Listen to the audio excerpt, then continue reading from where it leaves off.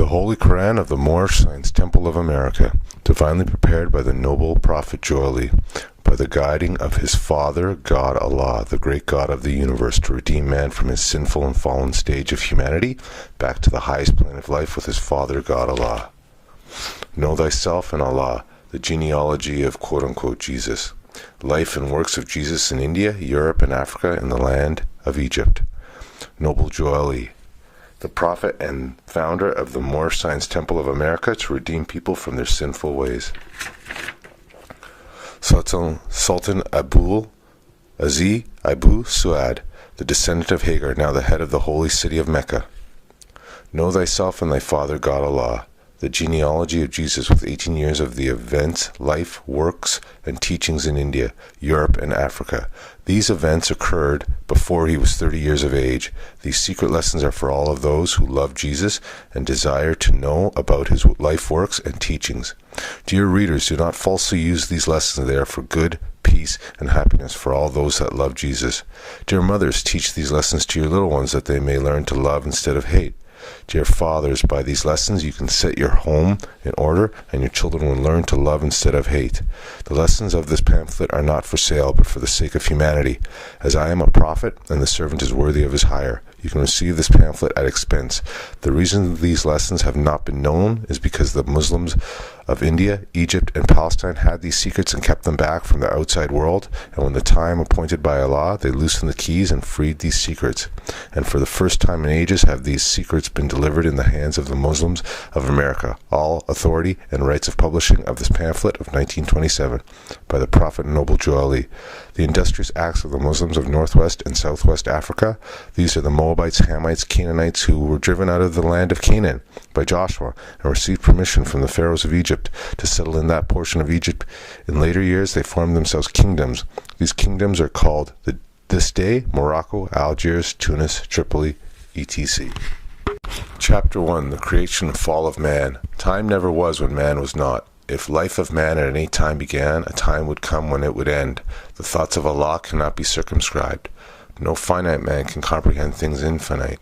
All finite things are subject unto change. All finite things will cease to be, because there was a time when they were not. The bodies and the souls of men are finite things, and they will change. Ye, from the finite point of view, the time will come when they will be no more. But man himself is not the body, nor the soul. He is a spirit and a part of Allah. Creative fate gave to man, to spirit man, a soul that he might function on the plane of soul, gave him a body, a flesh, that he might function on the plane of things made manifest. Why did creative fate give to spirit man a soul that he might function on the plane of soul? Why did creative fate give to soul a body of flesh that he might function on the plane of things that are made manifest? Hear now, ye cherubim, ye seraphim, ye angels, and ye man. Hear now, O protoplast, and earth, and plant, and beast. Hear now, O creeping things of earth, ye fish that swim, ye birds that fly. Hear now, ye winds that blow, ye thunders, and ye lightnings of the sky. Hear now, ye spirits of the fire, of water, earth, and air. Hear now, O everything that is, or was, or evermore will be, for wisdom speaks from out of the highest plane of spirit life. Man is a thought of Allah. All thoughts of Allah are infinite. They are not measured up by time, for the things that are concerned with time begin and end. The thoughts of Allah are the everlasting of the past, unto the never-ending days to come. And so is man, the spirit man. But like every other thought of Allah, was but a seed that held within itself the potencies of Allah. Just as the seed of any plant of earth holds deep within itself the attributes of every part of that especial plant. So spirit man is a seed of Allah, held deep within himself the attributes of every part of Allah. Now seeds are perfect, ye as perfect as the source from which they come, but they are not unfolded into life made manifest. The child is as perfect as the mother is. So man, the seed, must be deeply planted in a soil that he might grow, unfold as does the bud unfold, to show the flower. The human seed that came forth from the heart of Allah was full ordained to be the Lord of the plane of soul, and of the plane of things made manifest. So Allah, the husbandman of everything that is, threw forth this human seed into the soil of soul. It grew apace, and man became a living soul, and he became the Lord of all the kingdom of the soul. Hark now, let every creature hear, the plane of soul is but the ether of the spirit plane, vibrating not so fast, and in the slow rhythm of this plane, the essence of life are manifest, the perfumes and the odors, the true sensations, and the all of love manifest. and these soul attributes became a body beautiful. A multitude of lessons man must learn upon the plane of soul, and here he tarries many ages until the lessons are all learned. Upon the boundary of the plane of soul, the ether began to vibrate slower still, and then the essences took on a final garb. The perfumes and odors and the true sensations and all of love were clothed in flesh, and man was clothed in flesh. Perfected man must pass through all the ways of life, and so a carnal was full manifest, a nature that sprang forth from fleshy things. Without a foe, a soldier never knows his strength, and thought must be developed by the exercise of strength, and so this carnal nature soon became a foe that man must fight, that he might be the strength of Allah made manifest. Let every living thing stand still and hear. Man is the lord of all the plane of manifest, of protoplast, of mineral, of plant, of beast, but he gave up his birthright just to justify his lower self. But man will regain his lost estate, his heritage, but he must do it in a conflict that cannot be told in words. He must suffer trials and temptations manifold, but let him know that cherubim and seraphim that rule the stations of the sun and the spirit of the mighty Allah, who rule the solar stars, are his protectors and his guide, and they will lead to victory. Man will be fully saved, redeemed, perfected by the things he suffers on the plane of flesh and on the plane of soul. When man has conquered carnal things, his garb of flesh will then have served its purpose well, and it will be no more. Then he will stand untrammeled on the plane of soul, where he must full complete his victories.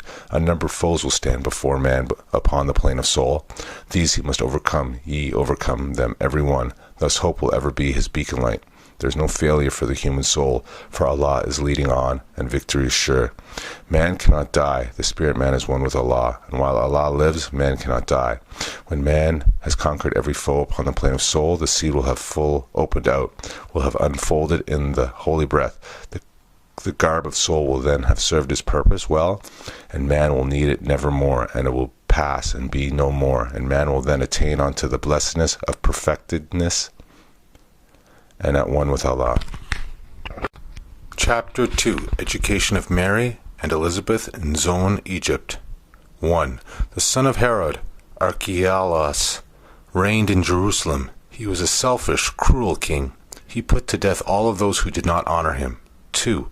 He called in council all the wisest men and asked the infant claimant of his throne. 3.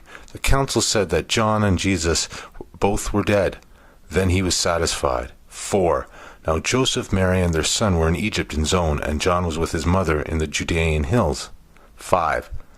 Elihu and Salome sent messengers in haste to find Elizabeth and John. They found them. They brought them to Zoan.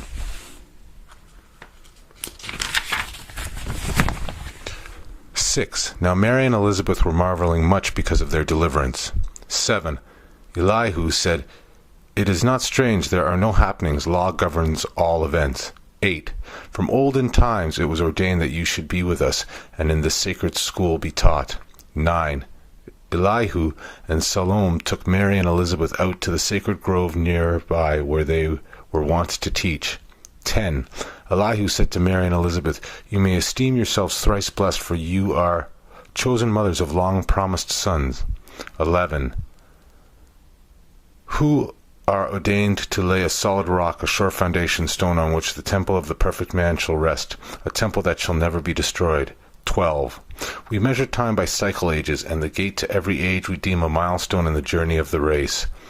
13. An age had passed, the gate unto another age flies open, at the age touch of time. This is the preparation age of soul, the kingdom of Emmanuel, of Allah in man.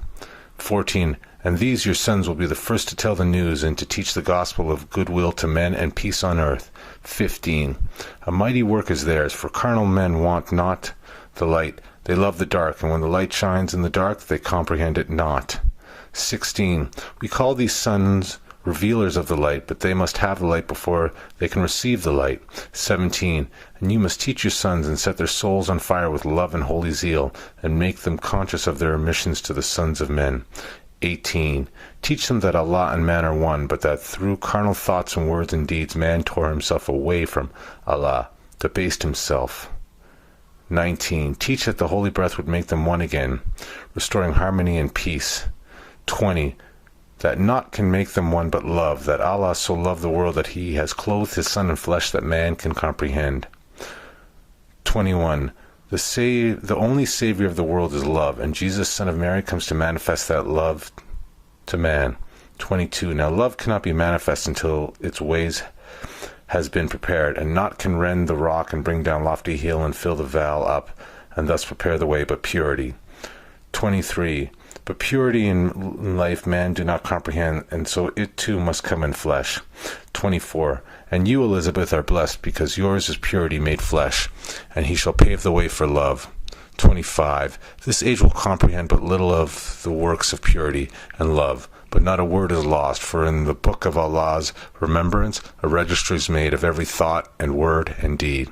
26. And when the world is ready to receive, lo, Allah will send a messenger to open the book and copy from its sacred pages all the messages of purity and love. 27. Then every man of earth will read the words of life in language of his native land, and men will see the light and walk in the light and be the light. 28. And man again will be at one with Allah. Chapter 3. Elihu's Lessons, the Unity of Life. Again, 1. Again, Elihu met his pupils in the sacred grove and said, 2. No man live unto himself, for every living thing is bound by cords to every other living thing. 3. Blessed are the pure in heart, for they will love and not demand love in return. 4. They will not do to other men what they would not have other men do unto them. 5. There are two selves, the higher and the lower self. 6. The higher self is human spirit clothed with soul made in the form of Allah. 7. The lower self, the carnal self and the body of desires, is a reflection of the higher self, distorted by the murky ethers of the flesh. 8. The lower self is an illusion, will pass away. The higher self is Allah and man and will not pass away. 9. The higher self is the embodiment of truth. The lower self is the truth reversed, and so is falsehood manifest. 10. The higher self is justice, mercy, love, and right.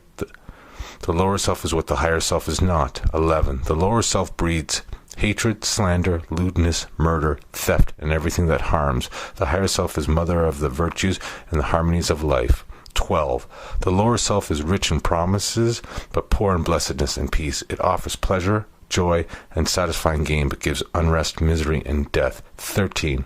It gives men apples that are lovely to the eye and pleasant to the smell. Their cores are full of bitterness and gall.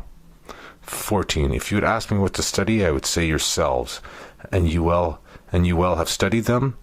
And then would ask me what to study next, I would reply yourselves. 15. Who knows well his lower self knows the illusions of the world, knows of the things that pass away, and he who knows his higher self knows Allah, knows well the things that cannot pass away. 16. Thrice blessed is the man who has made purity and love his very own. He has been ransomed from the pearls of the lower self and is himself his higher self. 17. Man seeks salvation from an evil that deems a living monster of the netherworld, and they have gods that are but demons in disguise, all powerful yet full of jealousy and hate and lust.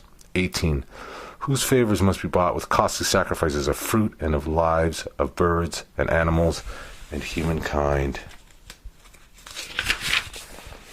19. And yet these gods possesses no ears to hear and no eyes to see, no heart to sympathize, no power to save. 20. This evil is a myth. These gods are made of air and clothed with the shadow of thought. 21. The only devil from which man must be redeemed is self, the lower self. If man would find his devil, he must look within. His name is self. 22. If man would find his Savior, he must look within. And when the demon self has been dethroned, the Savior love will be exalted to the throne of power. 23. The David of the light is purity, who slays the strong Goliath of the dark and seats the Savior love upon the throne. Chapter 4. Death and Burial of Elizabeth, Matheno's Lessons, the Ministry of Death. 1. When John was 12 years old, his mother died, and neighbors laid her body in a tomb among her kindred in the Hebron burying ground and near to Zachariah's tomb. 2. And John was deeply grieved. He wept. Matheno said, It is not well to weep because of death. 3. Death is no enemy of man. It is a friend who, when the work of life is done, just cuts the cords that binds the human boat to earth, that it may sail on smoother seas. 4. No language can describe a mother's worth, and yours was tried and true, but she was not called hence until her tasks were done. 5. The calls of death are always for the best, for we are solving problems there as well as here, and one is sure to find himself where he can solve his problems best. 6. It is but selfishness that makes one wish to call again to earth departed souls. 7. Then let your mother rest in peace. Just let her noble life be strength and inspiration unto you. 8. A crisis in your life has come, and you must have a clear conception of the work that you are called to do. 9. The sages of the ages call you hairbringer. The prophets look to you and say, he is Elijah come again. 10. Your mission here is that of hairbringer, for you will go before the Messiah's face to pave his way and make the people ready to receive their king. 11. This readiness is purity of heart. None but the pure in heart can recognize the king. 12. To teach men to be pure in heart, you must yourself be pure in heart and word and deed. 13. In infancy the vow for you was made, and you became a Nazarite. The razor shall not touch your face nor head, and you shall taste not wine nor fiery drink. 14. Men need a pattern for their lives. They love to follow, not to lead. 15. The man who stands upon the corners of the path and points the way but does not go is just a pointer, and a block of wood can do the same. 16. The teacher treads the way on every span of ground he leaves his footprints clearly cut, which all can see and be assured that he, their master, went that way. 17. Men comprehend the inner life by what they see and do. They come to Allah through ceremonies and forms. 18. And so when you would make men know that sins are washed away by purity in life, a rite symbolic may be introduced. 19. In water, wash the bodies of the people who would turn away from sin and strive for purity in life. 20. This rite of cleansing is a preparation rite, and they who thus are cleansed compromise the temple of purity. 21. And you shall say, you men of Israel, hear, reform and wash, become the sons of purity, and you shall be forgiven. 22. This rite of cleansing and this temple are but symbolic of the cleansing of the soul, which does not come from outward show, but is the temple within. 23. Now you may never point the way and tell the multitudes to do what you have never done, but you must go before and show the way. 24. You are to teach that men must wash, so you must lead the way. Your body must be washed, symbolic of the cleansing of the soul. 25. John said, why need I wait? May I not go at once and wash? 26. Matthias said, 'tis well. And then they went down to the Jordan ford and east of Jericho, just where the host of Israel crossed when first they entered Canaan. They tarried for a time. 27. Matthias taught the hairbringer, and he explained to him the inner meaning of the cleansing rite and how to wash himself and how to wash the multitude. 28. And in the river Jordan John was washed. Then they returned into the wilderness. 29. Now in Engedi's hills Matthias' work was done, and he and John went down to Egypt. They rested not until they reached the temple of Saqqara in the valley of the Nile. 30. For many years Matthias was a master in this temple of the brotherhood, and when he told about the life of John and of his mission to the sons of men, the Hierophant with joy received the hairbringer, and he was called the brother Nazarite. 31. For 18 years John lived and wrought within these temple gates, and here he conquered self, became a mastermind, and learned the duties of the hairbringer. Chapter 5. After the feast, the homeward journey, the missing Jesus, the search for him, his parents find him in the temple. He goes with them to Nazareth, symbolic meaning of the carpenter's tool. 1. The great feast of Pasch was ended, and the Nazarenes were journeying toward their homes. 2. And they were in Samaria, and Mary said, where is my son? No one had seen the boy. 3. And Joseph sought among their kindred who were on their way to Galilee, but they had seen him not. 4. Then Joseph, Mary, and his son of Zebedee returned and sought through all Jerusalem, but they could find him not. 5. And Mary asked the guards, had they seen Jesus, a little boy about 12 years old? 6. The guards replied, yes, he is in the temple now disputing with the doctors of the law. 7. And they went in and found him as the guards had said. 8. And Mary said, why, Jesus, why do you treat your parents thus? Lo, we have sought 2 days for you. We feared that some great harm had overtaken you. 9. And Jesus said, do you not know that I must be about my Father's work? 10. But he went around and pressed the hand of every doctor of the law and said, I trust that we meet again. 11. And then he went forth with his parents on their way to Nazareth, and when they reached their homes, he wrought with Joseph as a carpenter. 12. One day, as he was bringing forth the tools for work, he said, 13. These tools remind me of the ones we handle in the workshop of the mind, where things were made of thought and where we build up character. 14. We use the space to measure all our lines, to straighten out the crooked places of the way, and make the corners of our conduct square. 15. We use the compass to draw circles around our passions and desires to keep them in the bounds of righteousness. 16. We use the axe to cut away the naughty, useless, and ungainly parts and make the character symmetrical. 17. We use the hammer to drive home the truth and pound it in until it is part of every part. 18. We use the plane to smooth the rough, uneven surfaces of joint and block and board that go to build the temple for the truth. 19. The chisel, line, the plummet, and the saw all have their uses in the workshop of the mind. 20. And then this ladder with its trinity of steps, faith, hope, and love on it, we climb up to the dome of purity and life. 21. And on the 12-step ladder we ascend until we reach the pinnacle of that which life is spent to build the temple of the perfected man. Chapter 6. Life and Works of Jesus in India among the Muslims. 1. A royal prince of India, Ravana, in the south was met at the Jewish feast. 2. Ravana was a man of wealth, and he was just, and with a band of Brahmic priests sought wisdom in the west. 3. When Jesus stood among the Jewish priests and read and spoke, Ravana heard and was amazed. 4. And when he asked who Jesus was, from whence he came, and what he was, Chief Hillel said, 5. We call this the day star from on high, for he has come to bring to man a light, the light of life, to lighten up the way of men and redeem his people of Israel. 6.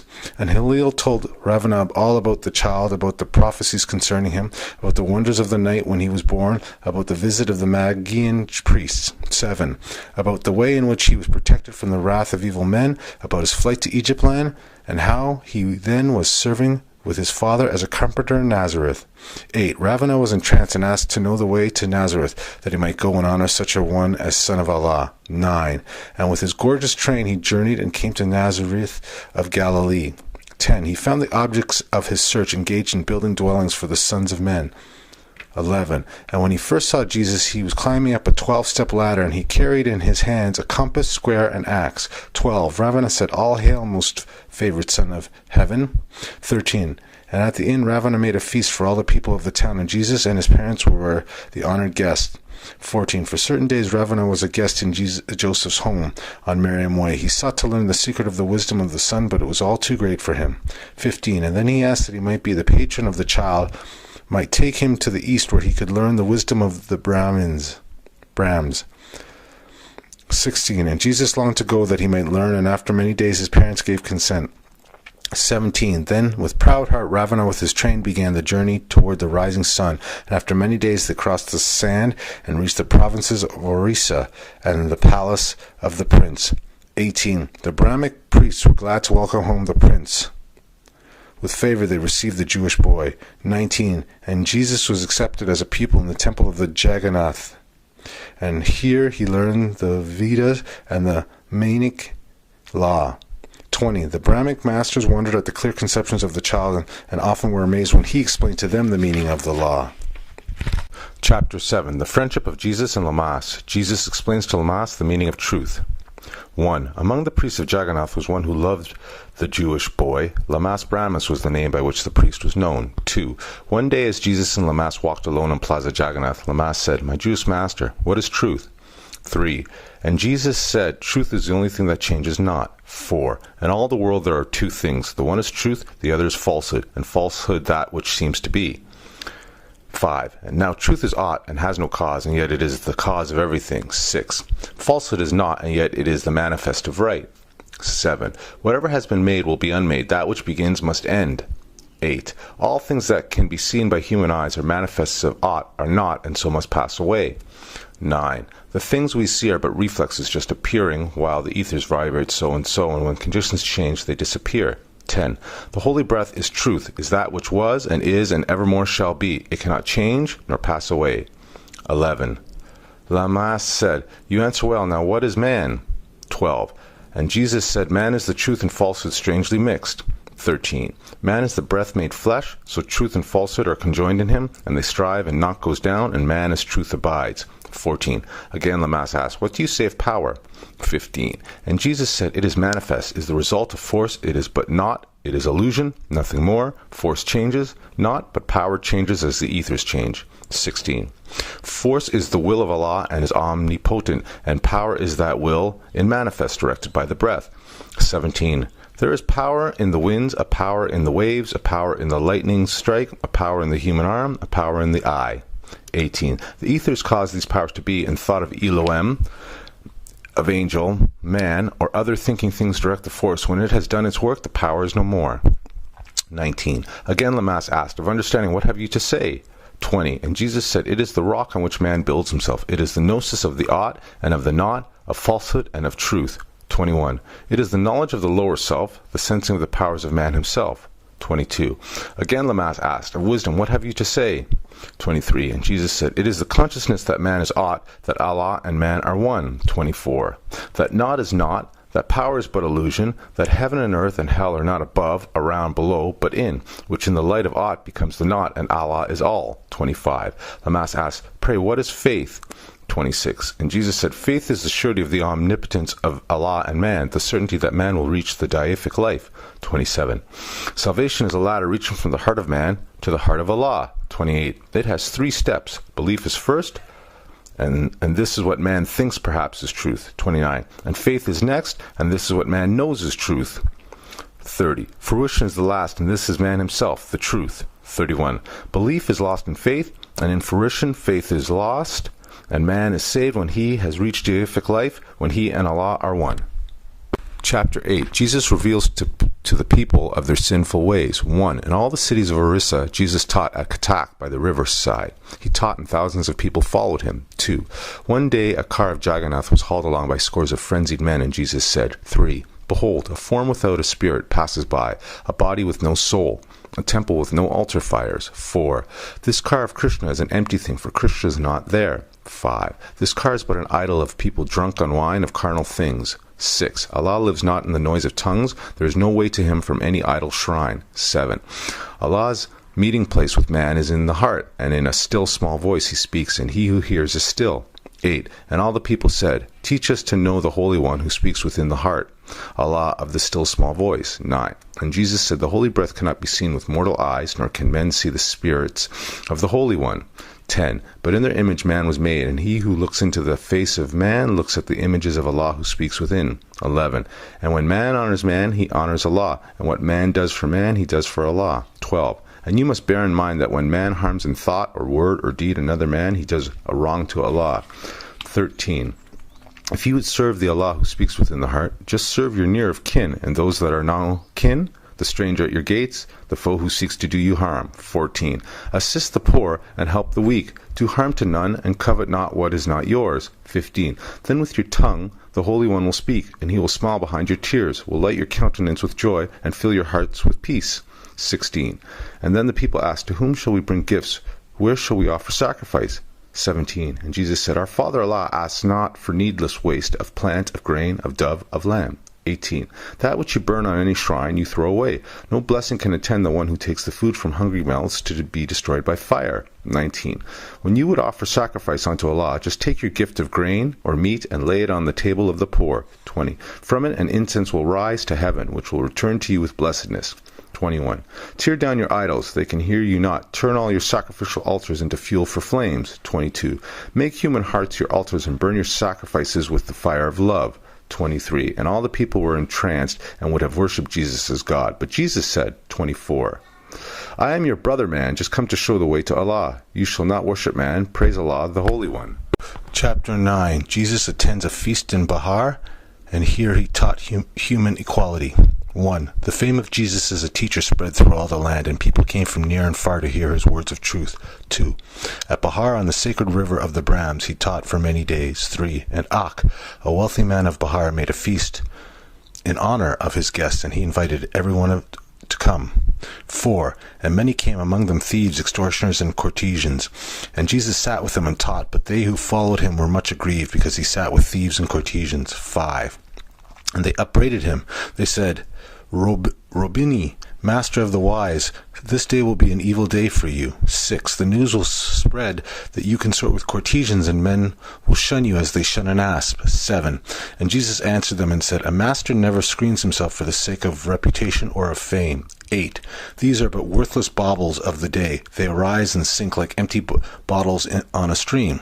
They are illusions and will pass away. 9.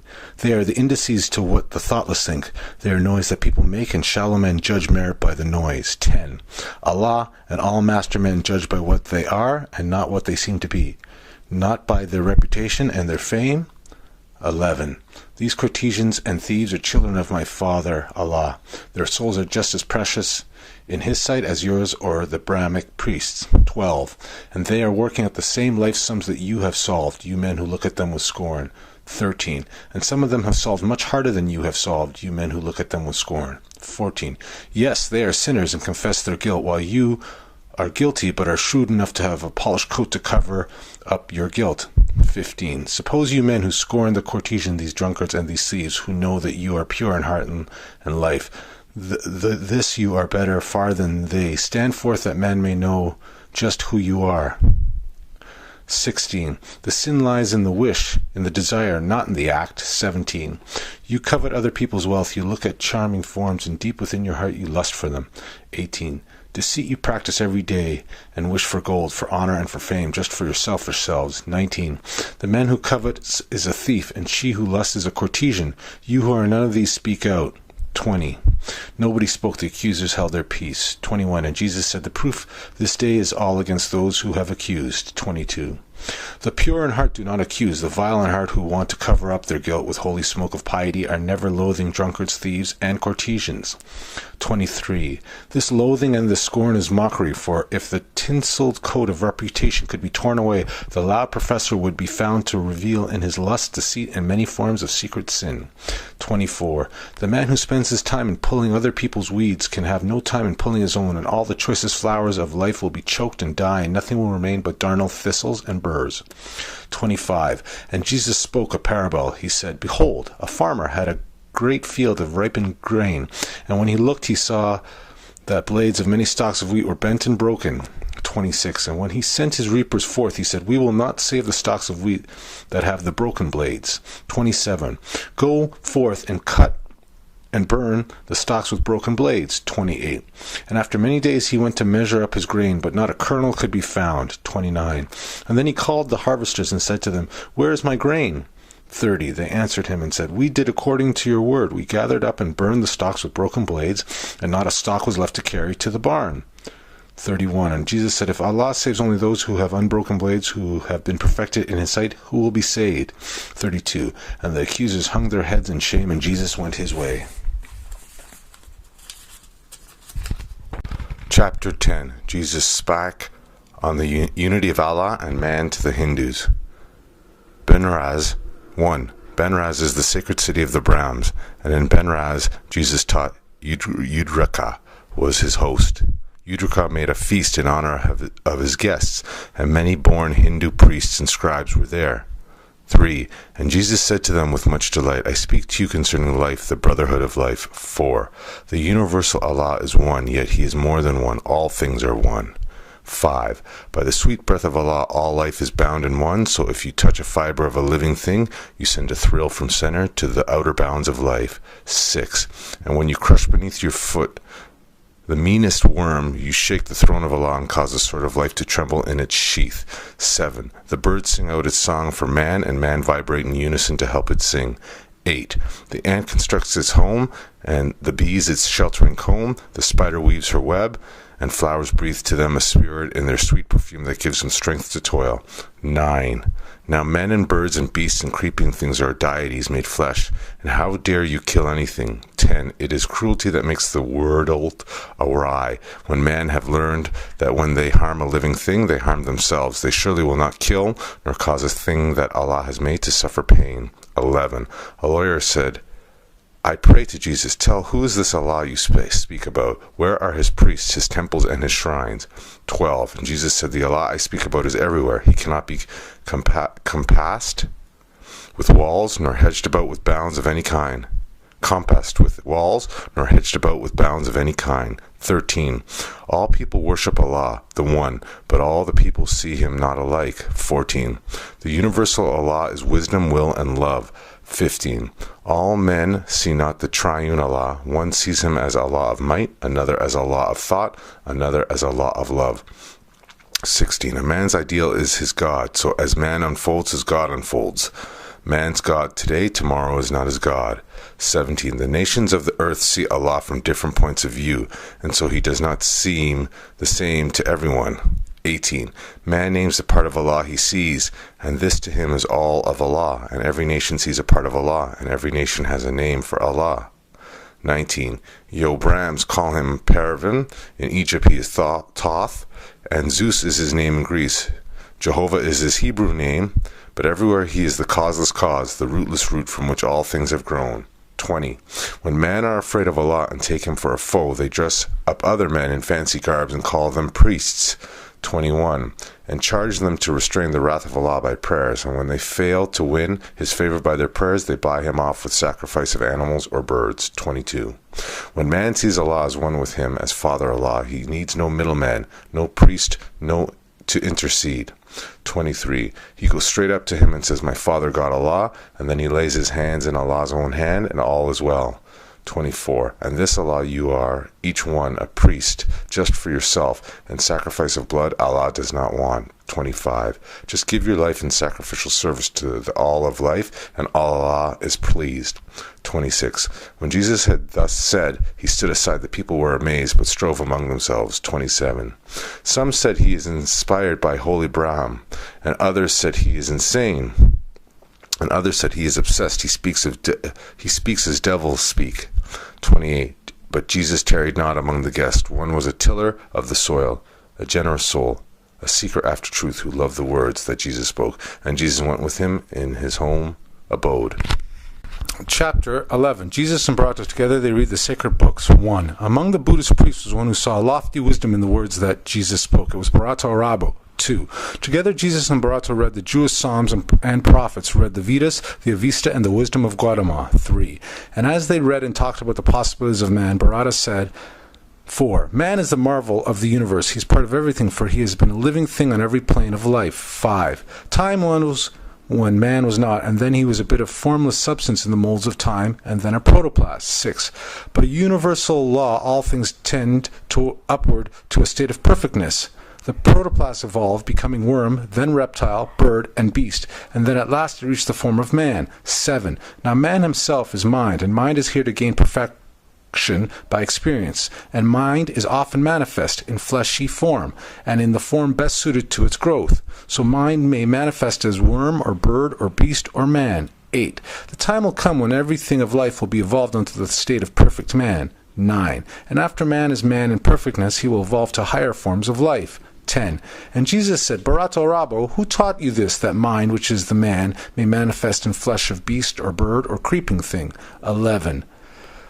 Bharata said, from time which man remembers not, our priests have told us so, and so we know. 12. And Jesus said, enlightened Arabo, are you a mastermind, and do not know that man knows not by being told? 13.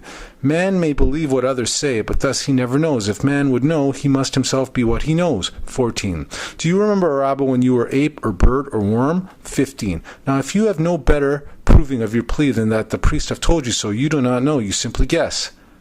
16. Regard not then what any man has said. Let us forget the flesh and go with the mind into the land of fleshless things. Mind never does forget. 17.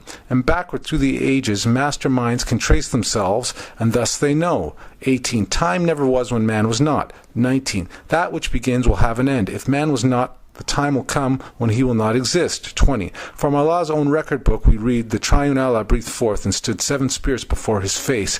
The Hebrews call these 7 spirits Elohim. 21. And these are they who in their boundless power created everything that is or was. 22. These spirits of the triune Allah moved on the face of boundless space, and 7 others were, and every other had its form of life. 23. These forms of life were but the thought of Allah clothed in the substance of their ether planes. 24.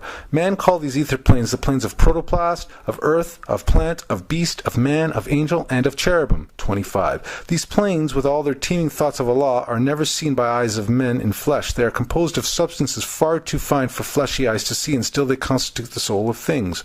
26.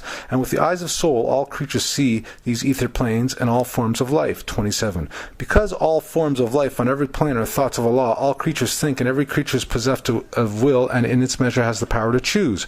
28. And in their native planes all creatures are supplied with nourishment from the ethers of their planes.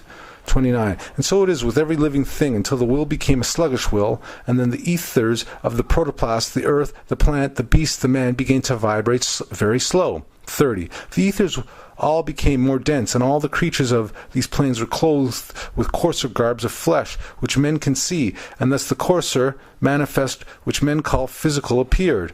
31. And this is what is called the fall of man. But man fell not alone, for protoplast and earth and plant and beast were all involved in the fall. 32. The angels and the cherubims fell not. Their will were ever strong, and so they held the ethers of their planes in harmony with Allah. 33. Now when the ether reached this rate of atmosphere, and all the creatures of these planes must get their food from atmosphere, the conflict came, and that which the finite man called survival of the best became the law. 34. The strong ate the bodies of the weaker manifest, and here is where the carnal law of evolution had its rise. 35. And now man in his utter shamelessness strikes down and eats the beast consumes the plant thrives on the earth absorbs the protoplast. 36. In yonder kingdom of the soul, this carnal evolution is not known, and the great works of master minds is to restore the heritage of man, to bring him back to his estate that he has lost, when he again will live upon the ethers of his native plane. 37. The thoughts of Allah change not. The manifests of life on every plane unfold into perfection of their kind. As the thoughts of Allah can never die, there is no death to any being of the seven ethers of the seven spirits of the triune Allah. 38. And so an earth is never plant, a beast or bird or creeping thing is never man, and man is not and cannot be a beast or bird or creeping thing. 39. The time will come when all these seven manifests will be absorbed, and man and beast and plant and earth and protoplast will be redeemed. 40. Bharata was amazed. The wisdom of the Jewish sage was a revelation unto him. 41. Now Vidyapada, wisest of the Indian sages, chief of Temple Kapavista, heard Bharata speak to Jesus of the origin of man, and heard the answer of the Hebrew prophet, and he said, 42. You priests of Kapavista, hear me speak. We stand today upon a crest of time. 6 times ago a master soul was born who gave a glorious light to man, and now a master sage stands here in the temple Kapavista. 43. The Hebrew prophet is the rising star of wisdom, deified. He brings to us a knowledge of the secret things of Allah, and all the world will hear his words, will heed his words, and glorify his name. 44. You priest of Temple Kapavista, stay, be still and listen. When he speaks, he is the living oracle of Allah. And all the other priests gave thanks and praised the Buddha of enlightenment. Chapter 12. Jesus teaches the common people at a spring, tells them how to obtain eternal happiness. 1. In silent meditation, Jesus sat beside a flowing spring. It was a holy day, and many people of the servant caste were near the place. 2.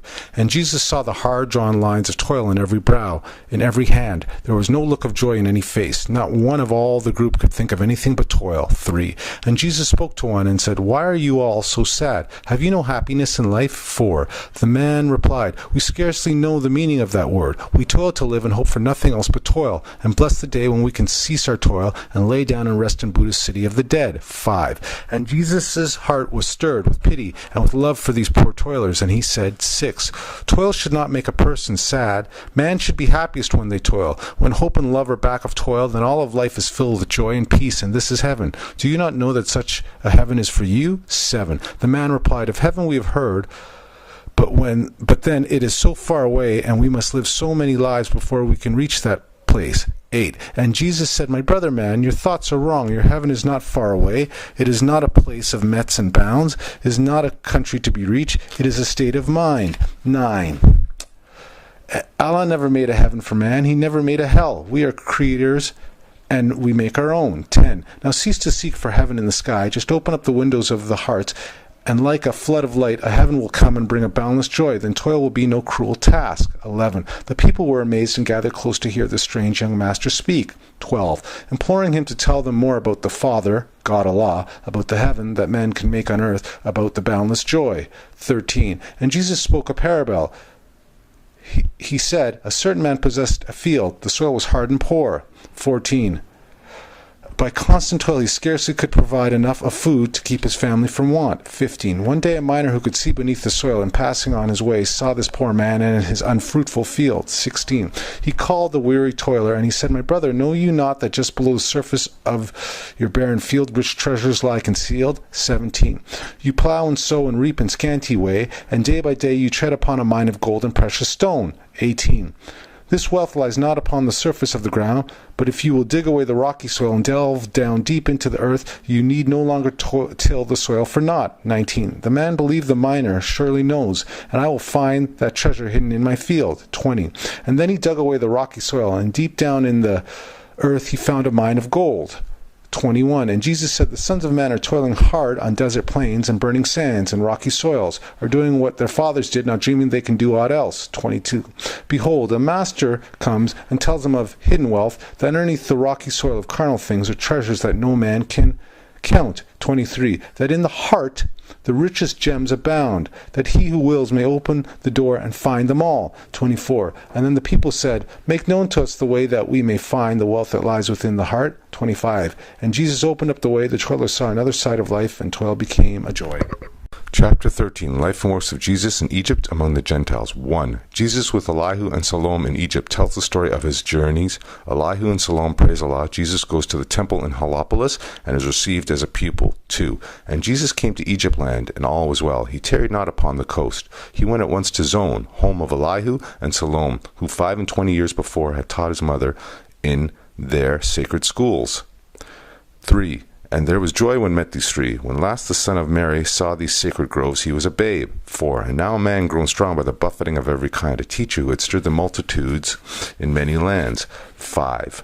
And Jesus told the aged teachers all about his life, about his journeyings in foreign lands, about the meetings with the masters, and about his kind reception by the multitudes. 6. Elihu and Salome heard his story with delight. They lifted up their eyes to heaven and said, Our Father, God Allah, let now thy servants go in peace, for we have seen the glory of Allah.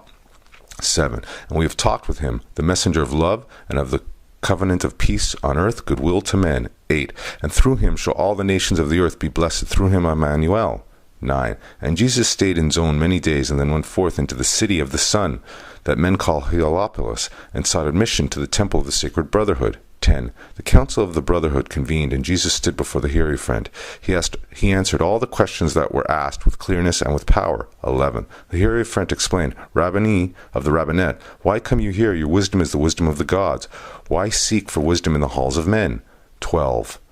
And Jesus said, in every way of earth life I would walk, in every hall of learning I would sit. The heights that any man has gained, these I would gain. 13. What any man has suffered I would meet, that I may know the griefs, the disappointments, and the sore temptations of my brother man, that I may know just how to succor those in need. 14. I pray you, brothers, let me go into your dismal crypts, and I would pass the hardest of your tests. 15. The master said, Take then the vow of the secret brotherhood. And Jesus took the vow of the secret brotherhood. 16. Again the master spoke. He said, The greatest heights are gained by those who reach the greatest depths, and you shall reach the greatest depths. 17. The guide then led the way, and in the fountain Jesus bathed. And when he had been clothed in proper garb, he stood again before the hierophant. Chapter 14. The ministry of John the Hairbringer. John the Hairbringer returns to Hebron, lives as a hermit in the wilds, visits Jerusalem, and speaks to the people. 1. It came to pass, when John the son of Zechariah and Elizabeth had finished all his studies in the Egyptian schools, he returned to Hebron, where he abode for certain days. 2. And then he sought the wilderness and made his home in David's caves, where many years before he was instructed by the Egyptian sages. 3. Some people called him the hermit of En-Gedi, and others said he is the wild man of the hills. 4. He clothed himself with skins of the beasts. His food was carobs, honey, nuts, and fruit. 5. When John was 30 years of age, he went into Jerusalem, and in the marketplace he sat in silence 7 days. 6. The common people and the priests, the scribes, and the Pharisees came out in multitudes to see the silent hermit of the hills, but none were bold enough to ask him who he was. 7. But when his silent past was done, he stood forth in the midst of all and said, 8. Behold, the king has come. The prophets told of him. The wise men long have looked for him. 9. Prepare, O Israel, prepare to meet your king. 10. And that was all he said, and then he disappeared, and no one knew where he had gone. 11. And there was great unrest through all Jerusalem. The rulers heard the story of the hermits of the hills. 12. And they sent couriers forth to talk with him, that they might know about the coming king, but they could find him not. 13. And after certain days he came again unto the marketplace, and all the city came to hear him speak. He said, 14. Be not disturbed, you rulers of the state. The coming king is no antagonist. He seeks no place on earthly throne. 15. The eyes of men shall see it not, and none can enter but the pure in heart. 16. Prepare, O Israel, prepare to meet your king. 17. Again the hermit disappeared. The people strove to follow him, but he drew a veil about his form, and men could see him not. 18. Jewish feast day came. Jerusalem was filled with Jews and proselytes from every part of Palestine, and John stood in the temple court and said, 19. Prepare, O Israel, prepare to meet your king. 20. So you have lived in sin. The poor cry in your streets, and you regard them not. 21. Your neighbors, who are they? You have defrauded friends and foes alike. 22. You worship Allah with voice and lip. Your hearts are far away and set on gold. 23. Your priests have bound upon the people burdens far too great to bear. They live at ease upon the hard-earned wages of the poor. 24. Your lawyers, doctors, scribes are useless cumberers of the ground. They are but tumors on the body of the state. 25. They toil not, neither do they spin, yet they consume the profits of your marts of trade. 26. Your rulers are adulterers, extortioners, and thieves, regarding not the rights of man. 27. And the robbers ply their calling in the sacred hills. The holy temple you have sold to thieves. The dens are in the sacred places set apart for prayer. 28. Hear, you people of Jerusalem. Reform, turn from your evil ways of Allah. Or Allah will turn from you, and heathen from afar will come, and what is left of all your honor and your fame will pass in one short hour. 29. Prepare, Jerusalem, prepare to meet your king. 30. He said no more. He left the courts, and no one saw him go. 31. The priests and doctors and scribes were all enraged. They sought for John, intent to do him harm. They found him not.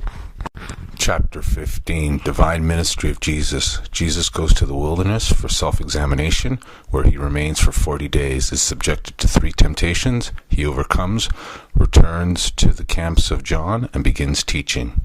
1. The hairbringer had paved the way. The Logos had been introduced to man as love made manifest. He now must begin his divine ministry. 2. And he went forth into the wilderness to be alone with Allah, that he might look into his inner heart and note its strength and worthiness. 3.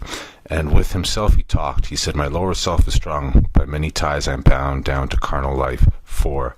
Have I the strength to overcome and give my life a willing sacrifice for men? 5. When I shall stand before the face of men, and they demand a proof of my messiahship, what shall I say? 6. And then the tempter came and said, if you be the Son of Allah, command these stones to turn to bread. 7. And Jesus said, who is it that demands a test? It is no sign that one is a son of Allah because he does a miracle. The devils can do mighty things. 8. Did not the Gentile magicians do great things before the Pharaoh? 9. My words and my deeds in all the walks of life shall be my proof of my messiahship. 10. And then the tempter said, if you will go into Jerusalem, and from the temple pinnacle cast yourself down to earth, the people will believe you are the Messiah sent from Allah. 11. This you can surely do, for did not David say he gives his angels charge concerning you, and with their hands will they uphold, lest you shall fall? 12. And Jesus said, I will not tempt the Lord my God Allah. 13. And then the tempter said, look forth upon the world. Behold its honors and its fame. Behold its pleasures and its wealth. 14. If you will give your life to these, they shall be yours. 15. But Jesus said, away from me all tempting thoughts. My heart is fixed. I spurn this carnal self with all its vain ambition and its pride.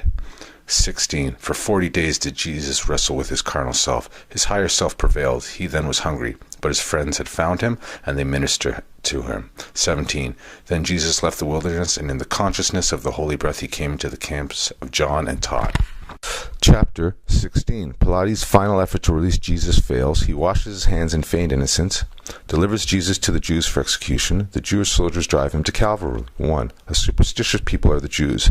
They have a faith that they have borrowed from the idol worshippers of other lands, that at the end of every year, 2. They may heap all their sins upon the head of some man set apart to bear their sins. 3. The man becomes a scapegoat for the multitudes, and they believe that when they drive him forth into the wilds or into foreign lands, they are released from sin. 4. So every spring before the feast they choose a prisoner from the prisons of the land. By a form their own they fain would make him bear their sins away. 5. Among the Jewish prisoners in Jerusalem were 3 who were the leaders of a vile seditious band, who had engaged in thefts and murders and rapine, and had been sentenced to be crucified. 6. Barabbas and Josiah were among the men who were to die, but Barabbas was rich, and he had bought off-priest, the boon to be scapegoat for the people at the coming feast, and he was anxiously waiting for his hour to come. 7. Now Pilate thought to turn the superstition to account to save the Lord Jesus, and so he went again before the Jews and said, 8. You men of Israel, according to my custom, I will release to you today a prisoner who shall bear your sins away. 9. This man you drive into the wilds or into foreign lands, and you have asked me to release Barabbas, who has been proven guilty of the murder of a score of men. 10. Now hear me, men. Let Jesus be released, and let Barabbas pay his debt upon the cross. Then you can send this Jesus to the wild and hear no more of him. 11. At what the rulers said, the people were enraged, and they began to plot to tear the Roman palace down and drive in exile Pilate and his household and his guards. 12. When Pilate was assured that civil war would follow if he heeded not the wishes of the mob, he took a bowl of water, and in the presence of the multitude he washed his hands and said, 13. This man whom you accuse is son of the Most High Allah, and I proclaim my innocence.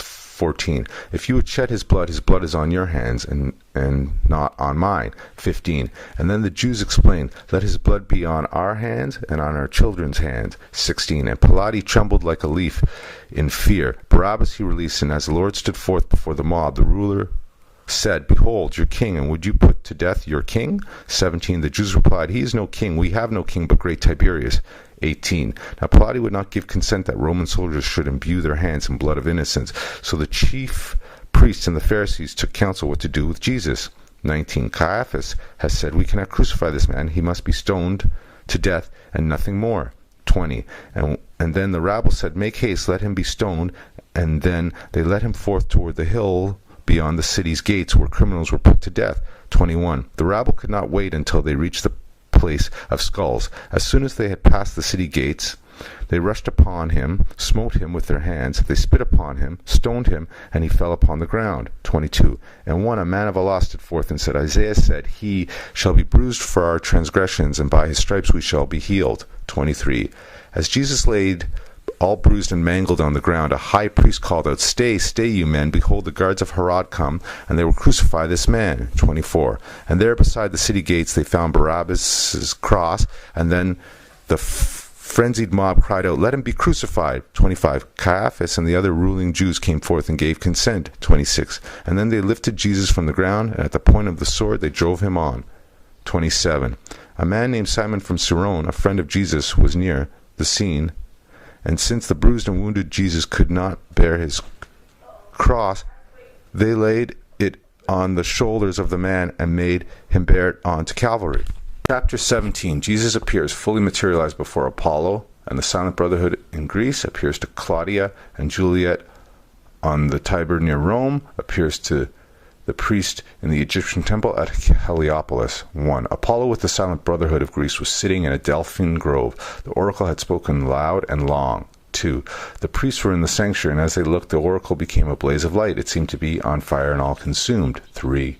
The priests were filled with fear. They said, a great disaster is to come. Our gods are mad, and they have destroyed our oracle. 4. But when the flames had spent themselves, a man stood on the oracle's pedestal and said, 5. Allah speaks to man, not by an oracle of wood and gold, but by the voice of man. 6. The gods have spoken to the Greeks in kindred tongues through images made by man, but Allah the One now speaks to man through Jesus, the only Son who was, and is, and evermore will be. 7.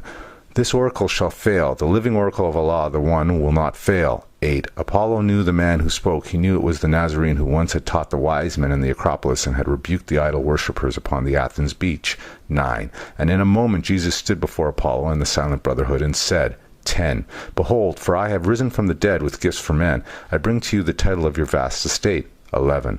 All power in heaven and earth is mine. To you I give all power in heaven and earth. 12. Go forth and teach the nations of the earth the gospel of the resurrection of the dead and of eternal life through Jesus, the love of Allah made manifest to man. 13. And then he clasped Apollo's hand and said, my human flesh was changed to higher form by love divine, and I can manifest in flesh or in the higher planes of life at will. 14.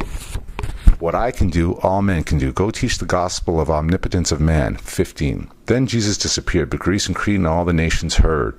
16. Claudius and Juliet, his wife, lived on the Palatine in Rome, and they were servants of Tiberius, but they had been in Galilee.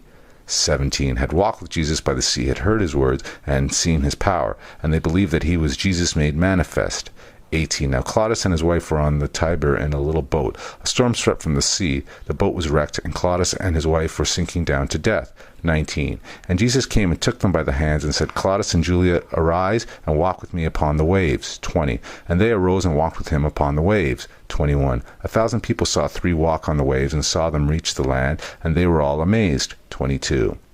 And Jesus said, You men of Rome, I am the resurrection and the life. They that are dead shall live, and many that shall live will never die. 23. By mouth of gods and demigods Allah spoke unto your father long ago, but now he speaks to you through perfect man. 24. He sent his son Jesus in human flesh to save the world, and as I lifted from the water grave and saved these servants of Tiberius. 25. So Jesus will lift the sons and daughters of the human race, ye every one of them, from darkness and from the graves of carnal things to light and everlasting life. 26. I am the manifest of love raised from the dead. Behold my hands, my feet, my side, which carnal men have pierced. 27. Claudius and Julia, whom I have saved from death, are my ambassadors to Rome. 28. And they will point the way and preach the gospel of the holy breath and the resurrection of the dead. 29. And that was all he said, but Rome and all of Italy heard. 30. The priests of Heliopolis were in their temple, met to celebrate the resurrection of their brother Nazarite. They knew that he had risen from the dead. 31. The Nazarite appeared and stood upon a sacred pedestal on which no man had ever stood. 32. This was an honor that had been reserved for him who first would demonstrate the resurrection of the dead. 33. And Jesus was the first of all the human race to demonstrate the resurrection of the dead. 34. When Jesus stood upon the sacred pedestal, the master stood and said, All hail! The great bells of the temple rang, and all the temple was ablaze with light. 35. And Jesus said, All honor to the masters of this temple of the Son. 36. In flesh of man there is the essence of the resurrection of the dead. This essence, quickened by the holy breath, will raise the substance of the body to a higher tone. 37. And make it like the substance of the bodies of the plains above, which human eyes cannot behold. 38. There is a holy ministry in death. The essence of the body cannot be quickened by the holy breath until the fixed is solved. The body must disintegrate, and this is death. 39. And then upon these pliant substances Allah breathes, just as he breathed upon the chaos of the deep where worlds were formed. 40. And life springs forth from death. The carnal form is changed to form divine. 41. The will of man makes possible the action of the holy breath. When will of man and will of Allah are one, the resurrection is a fact. 42. In this we have the chemistry of mortal life, the ministry of the death, the mystery of deific life. 43. And my human life was wholly given to bring my will to tune with the deific will. When this was done, my earth tasks all were done. 44. And you, my brother, know full well the foes I had to meet. You know about my victories in Gethsemane, my trials in the courts of men, my death upon the cross. 45. You know that all my life was one great drama for the sons of men, a pattern for the sons of men. I live to show the possibilities of man. 46. What I have done, all men can do. What I am, all men shall be. 47. The masters looked. The form upon the sacred pedestal had gone, but every temple priest and every living creature had said, Praise Allah. Chapter 18. The resurrection of Jesus. Pilate places the Roman seal upon the stone door of the tomb. At midnight, a company of silent brotherhood march about the tomb. The soldiers are alarmed. Jesus teaches to the spirits in prison. Early Sunday morning, he rises from the tomb. The soldiers are bribed by the priest to say that the disciples had stolen the body. 1. The tomb in which they laid the body of the Lord was in a garden rich with flowers, the garden of Salome. And Joseph's home was near. 2. Before the watch began, Caiaphas sent a company of priests out to the garden of Salome that they might be assured that Jesus' body was within the tomb. 3. They rolled the stone away, they saw the body there, and then they placed the stone again before the door. 4. And Pilate sent his scribe, who placed upon the stone the seal of Rome in such a way that he who moved it would break the seal. 5. To break this Roman seal meant death to him who broke the seal. 6. The Jewish soldiers all were sworn to faithfulness, and then the watch began. 7. At midnight all were well, but suddenly the tomb became a blaze of light, and down the garden a troop of white-clad soldiers marched in single file. 8. They came up to the tomb and marched and countermarched before the door. 9. The Jewish soldiers were alert. They thought his friends had come to steal the body of the Nazarene. The captain of the guard cried out to charge. 10. They charged, but not a white-clad soldier fell. They did not even stop. They marched and countermarched among the frightened men. 11. They stood upon the Roman seal. They did not speak. They unsheathed not their swords, it was the silent brotherhood. 12. The Jewish soldiers fled in fear. They fell upon the ground. 13. They stood apart until the white-clad soldiers marched away, and then the light about the tomb grew dim. 14. Then they returned. The stone was in its place. The seal was not disturbed, and they resumed their march. 15. Now Jesus did not sleep within the tomb. The body is manifest of the soul, but the soul is without it. It's manifest. 16. And in the realm of souls unmanifest, the Lord went and taught. 17. He opened up the prison doors and set the prisoner free. 18. He broke the chain of captive souls and led the captives to the light. 19. He sat in council with patriarchs and the prophets of olden times. 20. The masters of all times and climes he met, and in the great assemblies he stood forth and told the story of his life on earth, and of his death and sacrifice for man. 21. And of his promises to clothe himself again in garb of flesh and walk with his disciples just to prove the possibilities of man. 22. To give to them the key of life, of death, and of the resurrection of the dead. 23. In the council all the masters sat and talked about the revelations of the coming age. 24. And when she, the holy breath, shall fill the earth and air with holy breath and open up the way of man to perfectness and endless life. 25. The garden of Siloam was silent on the Sabbath day. The Jewish soldiers watched, and no one else approached the tomb. But on the following night the scene was changed. 26. At midnight every Jewish soldier heard a voice which said, Adon Masish Kumi, which meant, Lord Jesus, arise. 27. And they supposed again the friends of Jesus were alert, were coming up to take the body of their Lord away. 28. The soldiers were alert, with swords unsheathed and drawn, and then they heard the words again. It seemed as though the voice was everywhere, and yet they saw no man. 30. The soldiers blanched with fear, and still to flee meant death for cowardice, and so they stood and watched. 31. Again all this was before the sun arose. The heavens blazed with light. A distant thunder seemed to herald forth a coming storm. 32. And then the earth began to quake, and in the rays of light they saw a form descend from heaven. They said, Behold, an angel comes. 33. And then they heard again, Adon Masish Kumi. And then the white-robed form trampled on the Roman seal, and then he tore it into shreds. He took the mighty stone in his hand as though it were a pebble from the brook and cast it to the side. 35. And Jesus opened his eyes and said, All hail the rising sun, the coming of the day of righteousness. 36. And then he folded up his burial gown, his headbands, and his coverings, and laid them all aside. 37. He arose and for a moment stood beside the white-robed form. 38. The weaker soldiers fell to the ground and hid their faces in their hands. The stronger stood and watched. 39. They saw the body of the Nazarene transmute. They saw it change from mortal to immortal form, and then it disappeared.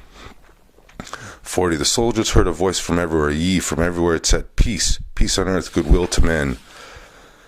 42. They looked. The tomb was empty, and the Lord had risen as he said. 43. The soldiers hastened to Jerusalem and to the priest and said, 44. Behold, the Nazarene has arisen, as he said. The tomb is empty, and the body of the man is gone. We know not where it is. And then they told about the wonders of the night. 45. Caiaphas called the council of the Jews. He said, The news must not go forth that Jesus has arisen from the dead. 46. For if it does, all men will say he is the Son of Allah, and all our testimonials will be proven false. 47. And then they called the 100 soldiers in and said to them, 48. You know not where the body of the Nazarene is resting. Now, so if you will go forth and say that his disciples came and stole the body while you slept. 49. Each one of you shall have a silver piece, and we will make it right with Pilate for breaking of the Roman seal. 50. The soldiers did as they were paid to do.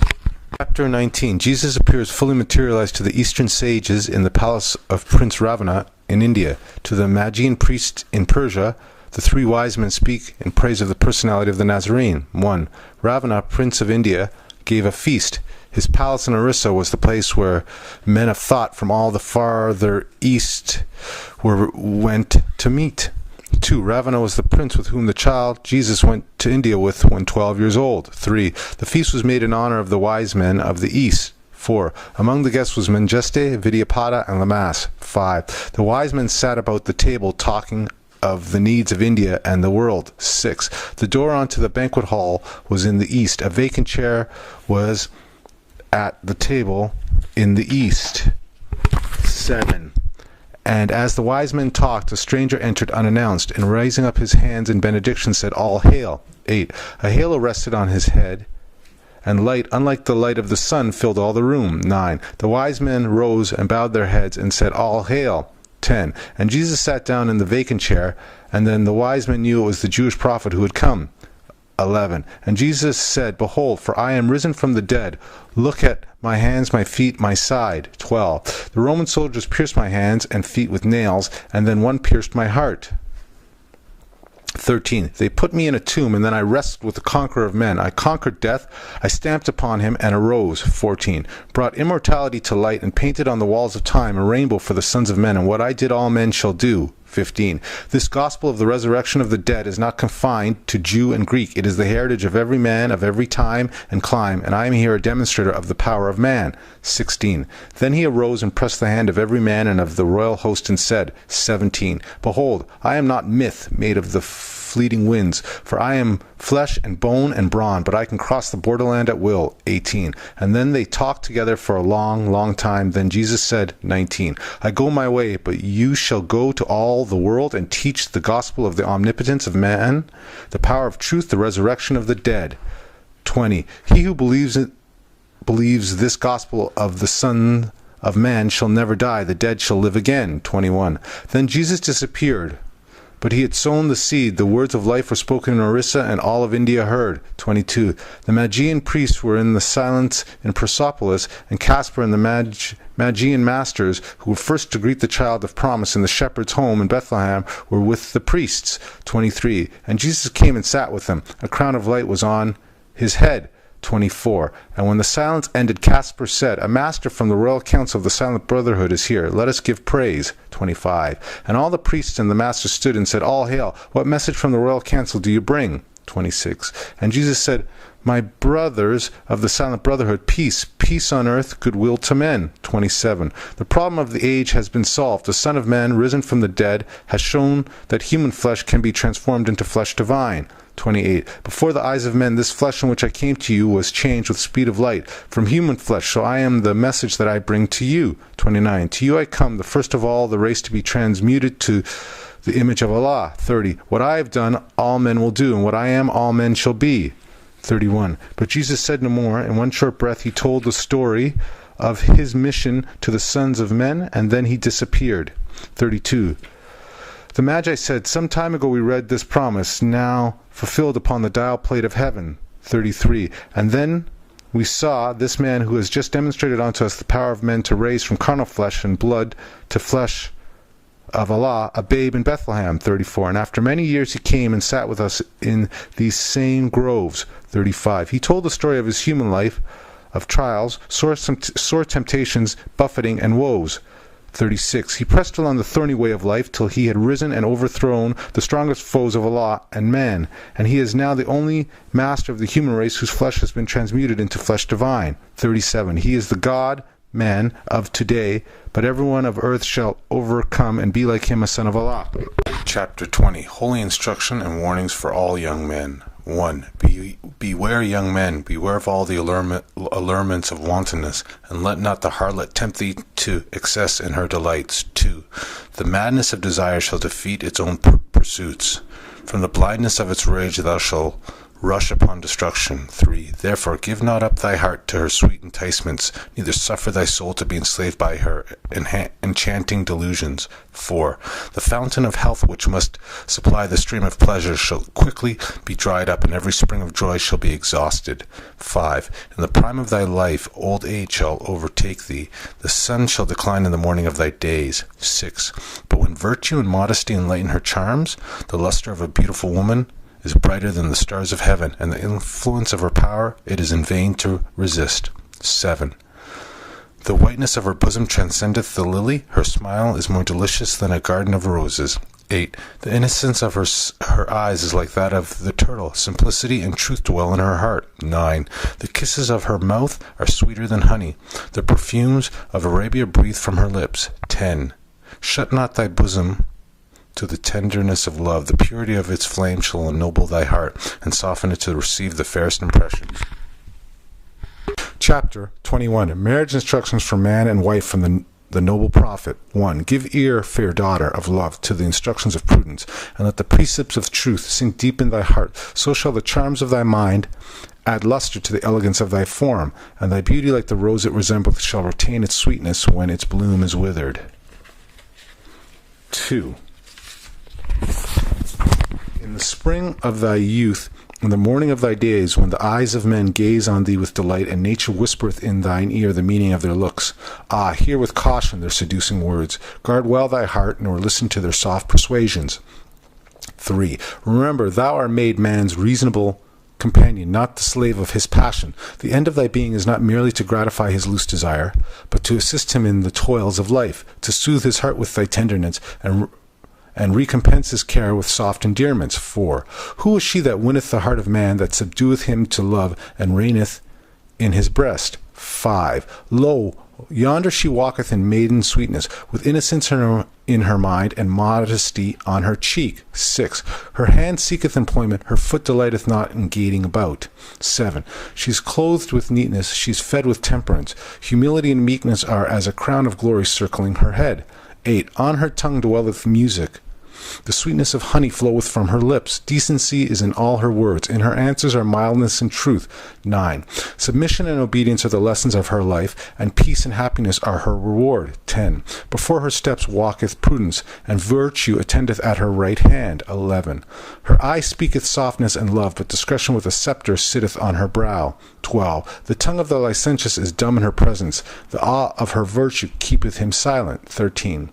When scandal is busy and the fame of her neighbors is tossed from tongue to tongue, if charity and good nature open not her mouth, the finger of silence resteth on her lip. 14. Her breast is the mansion of goodness, and therefore she suspecteth no evil of others. 15. Happy were the man that should make her his wife, happy the child that should call her mother. 16. She presideth in the house, and there is peace. She commandeth with judgment, and is obeyed. 17. She ariseth in the morning, she considers her affairs, and appointeth to every one their proper business. 18. The care of her family is her whole delight. To that alone she applieth her study, and elegance with frugality is seen in her mansion. 19. The prudence of her management is an honour to her husband. He heareth her praise with a secret delight. 20. She informeth the minds of her children with wisdom. She fashioneth their manners from the examples of her own goodness. 21. The words of her mouth is the law of their youth. The motion of her eye commandeth their obedience. 22. She speaketh, and the servants fly. She pointeth, and the thing is done. For the law of love is in their hearts, and her kindness addeth wings to their feet. 23. In the prosperity she is not puffed up. In adversity she healeth the wounds of fortune with patience. 24. The troubles of her husband are alleviated by her counsels, and sweetened by her endearments. He putteth his heart in her bosom, and receiveth comfort. 25. Happy is the man that has made her his wife. Happy the child that call her mother. Chapter 22.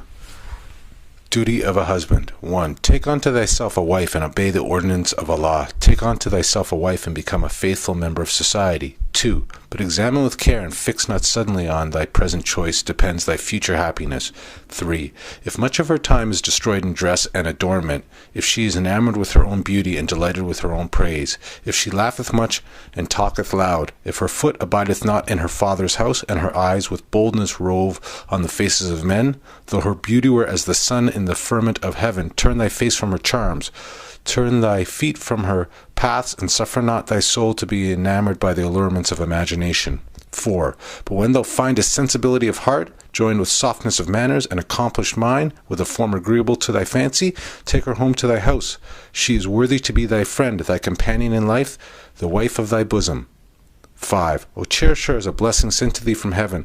Let the kindness of thy behavior endear thee to her heart. 6. She is the mistress of thy house. Treat her therefore with respect, that thy servants may obey her. 7. Oppose not her inclinations without cause. She is the partner of thy cares. Make her also the companion of thy pleasures. 8. Reprove her faults with gentleness. Exact not her obedience with rigor. 9. Trust thy secrets in her breast. Her counsels are sincere. Thou shalt not be deceived. 10. Be faithful to her bed, for she is mother of thy children. 11. When pain and sickness assault her, let thy tenderness soothe her affliction. A look from thee of pity and love shall alleviate her grief, or instigate her pain, and be of more avail than 10 physicians. 12. Consider the tenderness of her sex. the delicacy of her frame, and be not severe to her weakness, but remember thine own imperfection. 1. Chapter 23. Holy Instructions for thy children. 1. Consider thou art a parent, the importance of thy trust. The being thou hast produced, it is thy duty to support. 2. Upon thee also it dependeth whether the child of thy bosom be a blessing or a curse to thyself, and useful or a worthless member to the community. 3. Prepare him early with instruction, and season his mind with the maxims of truth. 4. Watch the bent of his inclinations, set him right in his youth, and let no evil habit gain strength with his years.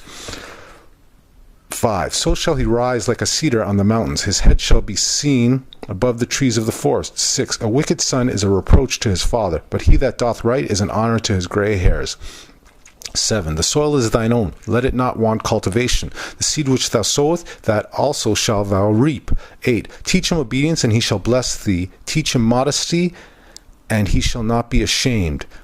9. Teach him gratitude, and he shall receive benefits. Teach him charity, and he shall gain love. 10. Teach him temperance, and he shall have health. Teach him prudence, and fortune shall attend him. 11. Teach him justice, and he shall be honored by the world. Teach him sincerity, and his own heart shall not reproach him. 12. Teach him diligence, and his wealth shall increase. Teach him benevolence, and his mind shall be exalted. 13. Teach him science, and his life shall be useful. Teach him religion, and his death shall be happy. Chapter 24. The obedience of children towards their father. 1. From the secrets of Allah, let man learn wisdom and apply to himself the instruction that I give. 2. Go to the desert, my son, observe the young stork of the wilderness, let him speak to thy heart. He beareth on his wings his aged sire, he lodgeth him in safety, and supplieth him with food. 3.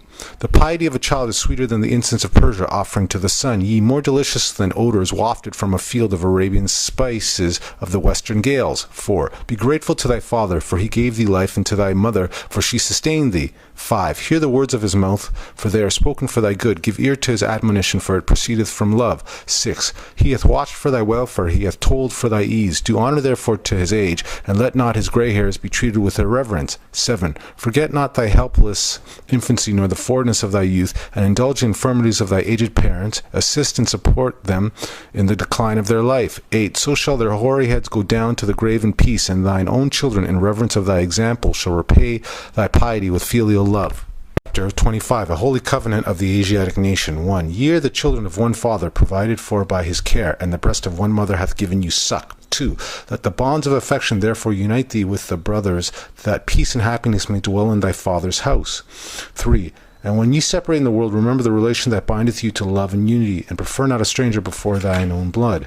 4. If thy brother is in adversity, assist him. If thy sister is in trouble, forsake her not. 5. So shall the fortunes of thy father contribute to the support of his whole race, and his care be continued to you all in your love to each other.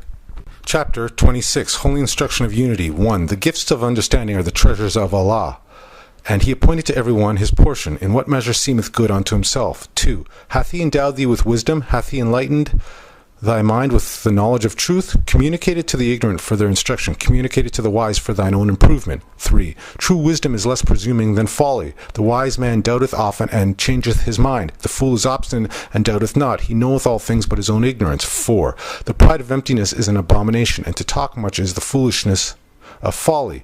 Nevertheless, it is the part of wisdom to hear with patience their impertinence, and to pity their absurdity. 5. Yet be not puffed up in thine own conceit, neither boast of superior understanding. The clearest human knowledge is but blindness and folly. 6. The wise man feeleth his imperfections, and is humbled. He laboureth in vain for his own approbation. But the fool peepeth in the shadow stream of his own mind, and is pleased with the pebbles which he seeth at the bottom. He bringeth them up, and showeth them as pearls, and with the applause of his brethren delighteth himself. 7. He boasteth of attainments in things that are of no worth, but where it is a shame to be ignorant, there he hath no understanding. 8. Even in the path of wisdom he toileth after folly, and shame and disappointment are the reward of his labour. 9. But the wise man cultivate his mind with knowledge. The improvement of the arts is his delight, and the utility to the public crowneth with honour. 10. Nevertheless, the attainment of virtue he accounteth as the highest learning, and the science of happiness is the study of his life. Chapter 27. The holy unity of the rich and the poor. 1. The man to whom Allah hath given riches and blessed with a mind to employ them aright is peculiarly favoured and highly distinguished. 2. He looketh on his wealth with pleasure, because it affordeth him the means to do good. 3. He protecteth the poor that are injured. He suffereth not the mighty to oppress the weak. 4. He seeketh out objects of compassion. He inquireth into their wants. He relieveth them with judgments and without ostentation. 5. He assisteth and rewardeth merit. He encourageth ingenuity, and liberally promoteth every useful design. 6. He carrieth his own great works. His country is enriched, and the labour is employed. He formeth new schemes, and the arts receive improvement. 7. He considers the superfluities of his table as belonging to the poor of his neighbourhood, and he defraudeth them not. 8. The benevolence of his mind is not checked by his fortune. He rejoiceth therefore in riches, and his joy is blameless. 9. But woe unto him that heapeth up wealth in abundance, and rejoiceth alone in the possession thereof, that grindeth the face of the poor, and considereth not the sweat of their brows. 10. He driveth on oppression without feeling. The ruin of his brother disturbeth him not. 11. The tears of the orphan he drinketh as milk. The cries of the widow are music to his ears. 12. His heart hardened with the love of wealth. No grief or distress can make impression upon it. 13. But the curse of iniquity pursueth him. He liveth in continual fear. The anxiety of his mind and the rapacious desires of his own soul take vengeance upon him for the calamities he has brought upon others. 14. Oh, what are the miseries of poverty in comparison with the gnawings of this man's heart? 15. Let the poor man comfort himself, yes, rejoice, for he hath many reasons. 16. He sitteth down to his morsels in peace. His table is not crowded with flatterers and devourers. 17. He is not embarrassed with a train of dependents, nor teased with the clamours of solicitations. 18. Debarred from the dainties of the rich, he escapeth also their diseases.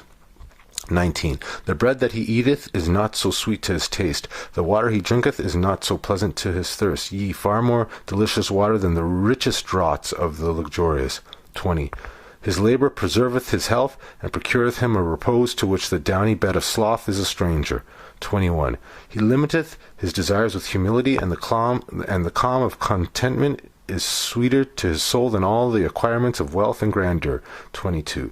Let not the rich therefore presume on his riches, nor the poor in his poverty yield to despondence, for the providence of Allah disperseth this happiness to them both.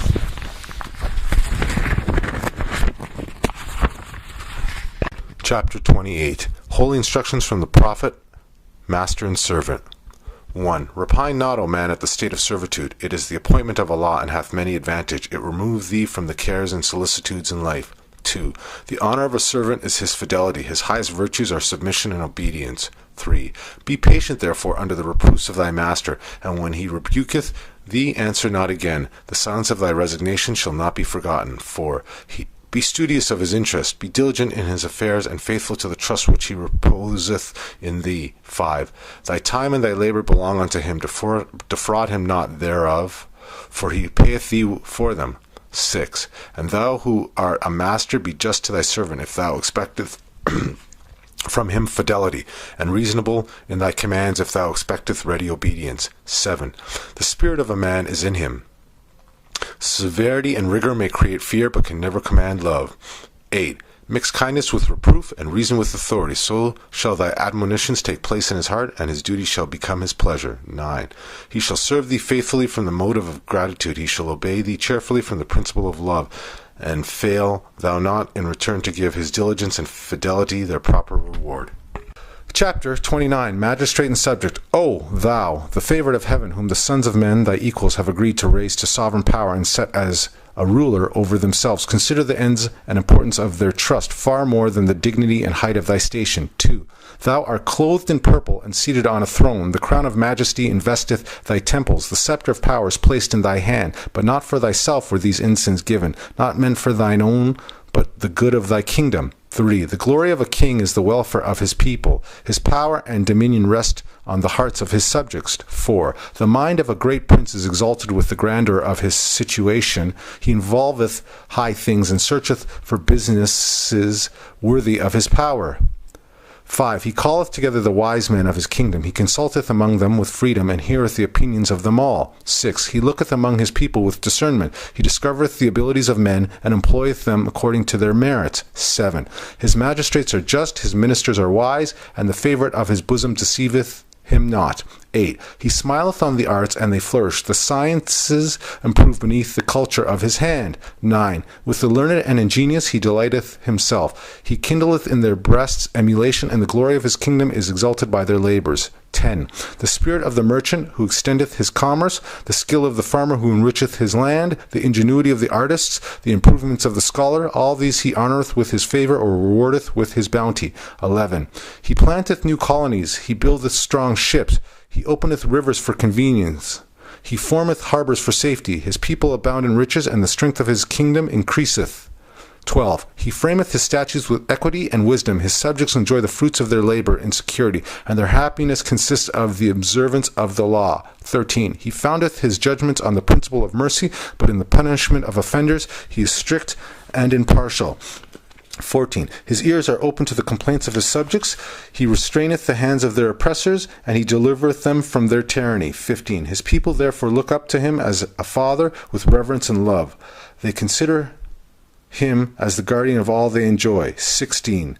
Their affection unto him begetteth in his breast a love of the public. The security of their happiness is the object of his care. 17. No murmurs against him arise in their hearts. The machinations of his enemies endanger not the state. 18. His subjects are faithful and firm in his cause. They stand in his defense as a wall of brass. The army of a tyrant flieth before them as chaff before the wind. 19. Security and peace bless the dwelling of his people, and glory and strength encircle his throne forever.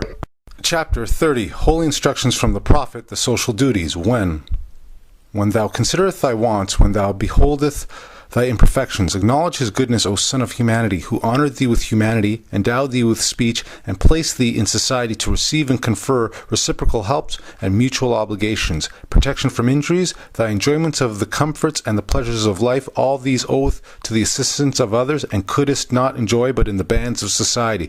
2. It is thy duty, therefore, to be a friend to mankind, as it is thy interest that man should be friendly to thee. 3. As the rose breatheth sweetness from its own nature, so the heart of a benevolent man produceth good works. 4. He enjoyeth the ease and tranquillity of his own breast, and rejoiceth in the happiness and prosperity of his neighbours. 5. He openeth not his ears unto slander. The faults and the failings of men give a pain to his heart. 6. His desire is to do good, and he researcheth out the occasions thereof. In removing the oppression of another, he relieveth himself. 7. From the largeness of his mind he comprehendeth in his wishes the happiness of all men, and from the generosity of his heart he endeavoureth to promote it. Chapter 31. Holy instruction from the prophet, justice. 1. The peace of society dependeth on justice, the happiness of individuals on the safe enjoyment of all their possessions. 2. Keep the desires of thy heart therefore within the bounds of moderation. Let the hand of justice lead them aright. 3. Cast not an evil eye on the goods of thy neighbour. Let whatever is his property be sacred from thy touch. 4. Let no temptation allure thee, nor any provocation excite thee to lift up thy hand to the hazard of his life. 5. Defame him not in his character. Bear no false witness against him. 6. Corrupt not his servant to cheat or forsake him. And the wife of his bosom, O tempt not to sin. 7. It will be a grief to his heart which thou canst not relieve, an injury to his life which no reparation can atone. 8. In thy dealings with men be impartial and just, and do unto them as thou wouldest thou should do unto thee. 9. Be faithful to thy trust, and deceive not the man who relieth upon thee. Be sure it is less evil in the sight of Allah to steal than to betray. 10. Oppose not the poor, and defraud not of his hire the labouring man. 11. When thou sellest for gain, hear the whispering of conscience, and be satisfied with moderation, nor from the ignorance of thy buyer take any advantage. 12. Pay the debts which thou owest, for he who gave thee credit relieth upon thine honour, and to withhold from him his due is both mean and unjust. 13. Finally, O son of society, examine thy heart, call remembrance to thy aid, and if any of these things thou hast transgressed, make a speedy reparation to the utmost of thy power. Chapter 32. Holy instruction from the prophet, charity. 1. Happy is the man who hath sown in his breast the seeds of benevolence. The produce thereof shall be charity and love. 2. From the fountain of his heart shall rise rivers of goodness, and the streams shall overflow for the benefit of mankind. 3. He assisteth the poor in their trouble. He rejoiceth in furthering the prosperity of all men. 4. He censureth not his neighbour. He believeth not the tales of envy and malevolence. Neither repeateth he their slanders. 5. He forgiveth the injuries of men. He wipeth them from his remembrance. Revenge and malice have no place in his heart. 6. For evil he returneth not evil. He hateth not even his enemies, but requiteth their injustice with a friendly admonition. 7. The griefs and anxieties of men excite his compassion. He endeavoureth to alleviate the weight of their misfortunes, and the pleasures of his success rewardeth his labour. 8. He calmeth the fury. He healeth the quarrels of angry men, and preventeth the mischiefs of strife and animosity.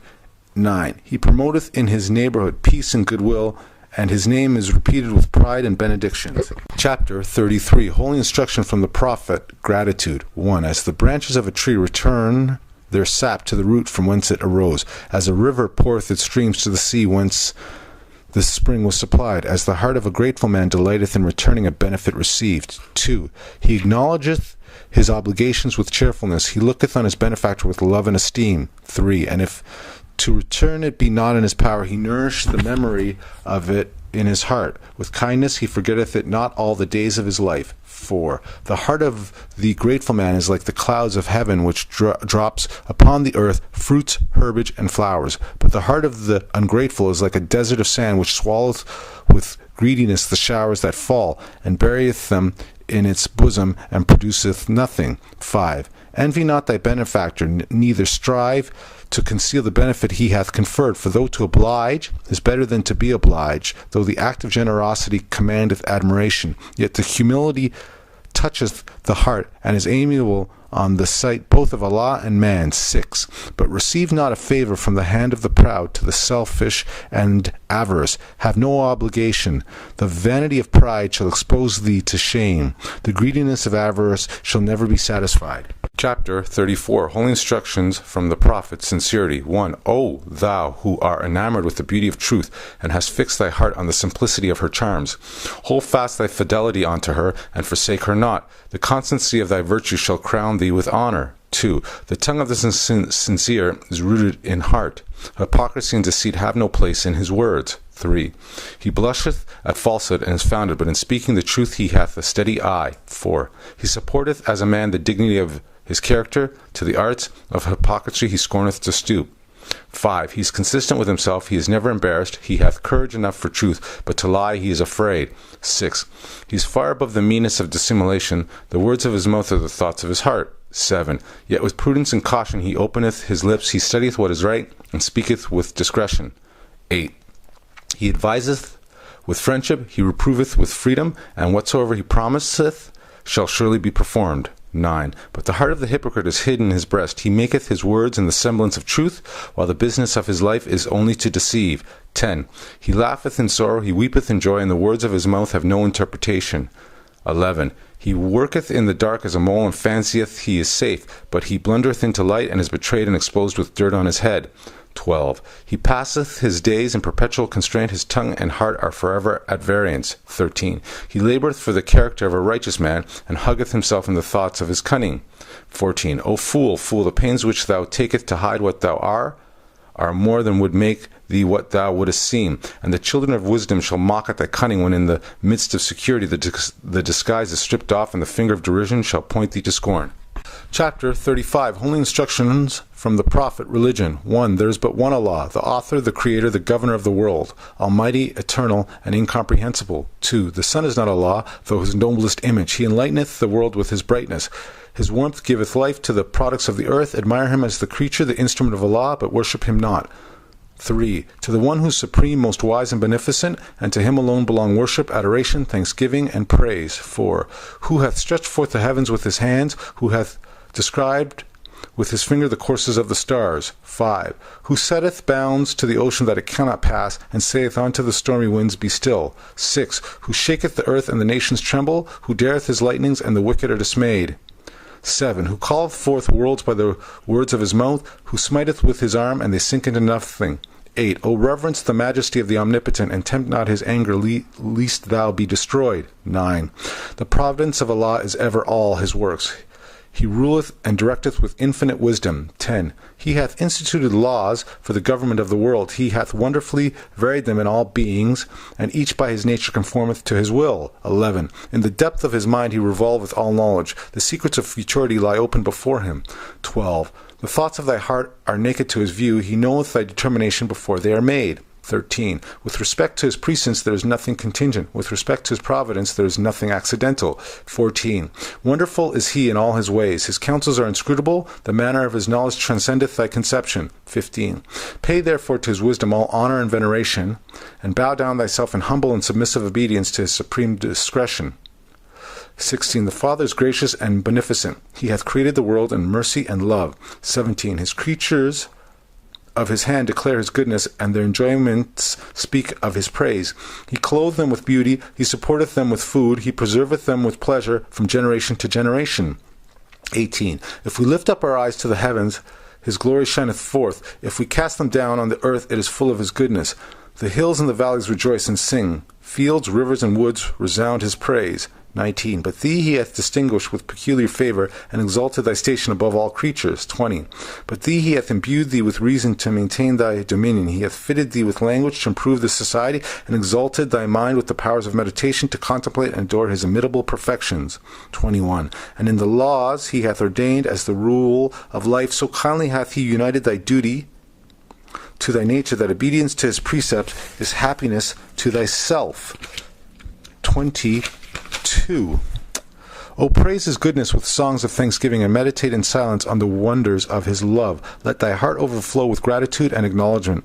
Let the language of thy lips speak praise and adoration. Let the actions of thy life show the love to his law. 23. Allah is just and righteous, and will judge the earth with equity and truth. 24. Hath he established his laws in goodness and mercy, and shall he not punish the transgressors thereof? 25. O think not, bold man, because thy punishment is delayed, that the arm of Allah is weakened. Neither flatter thyself with hopes that he winketh at thy doings.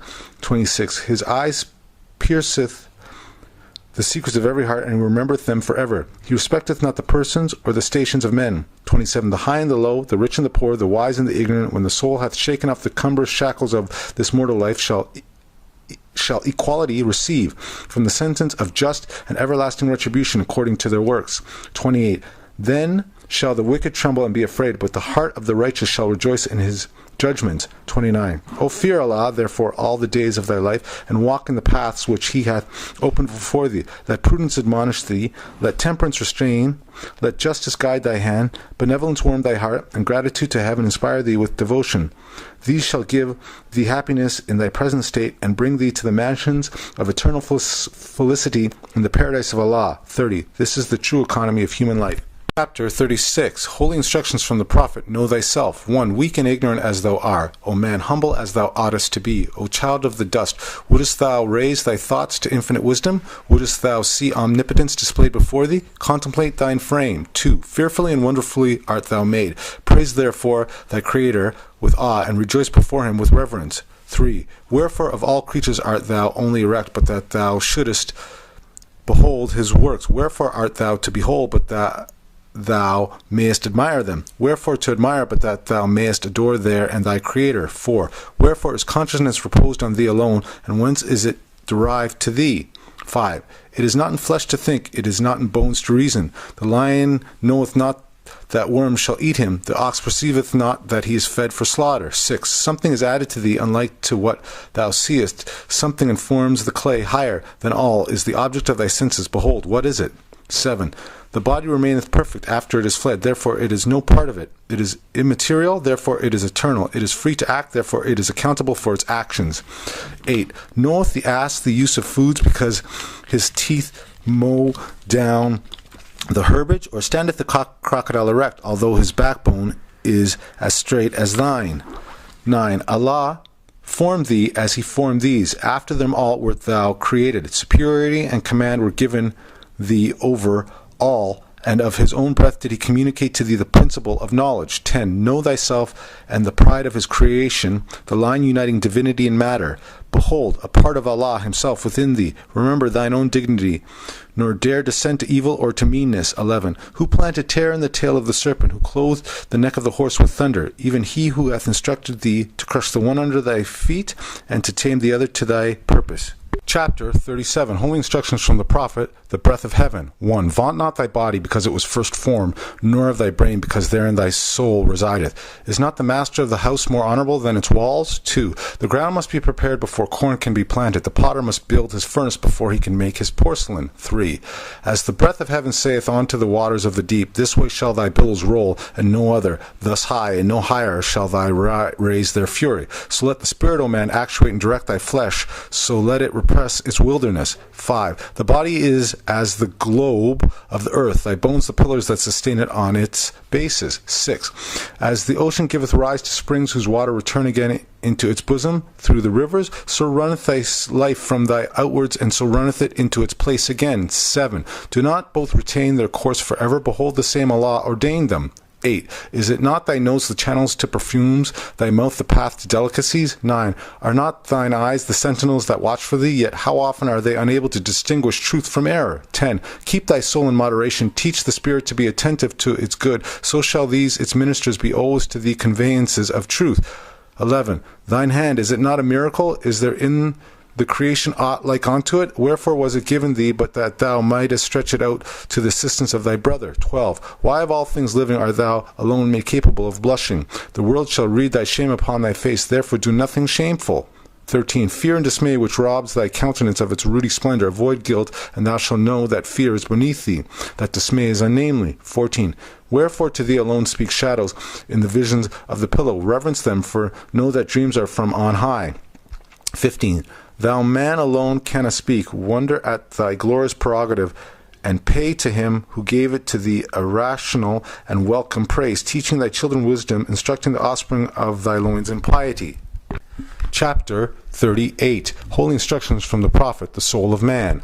1. The blessing, O man, of thy external part is health, vigor, and proportion. The greatest of these is health. What health is to the body, even that is honesty to the soul. 2. That thou hast a soul is of all knowledge the most certain of all truths, the most plain unto thee. Be meek, be grateful for it. Seek not to know it perfectly. It is inscrutable. 3. Thinking, understanding, reasoning, willing, call not these the soul. They are its actions, but they are not its essence.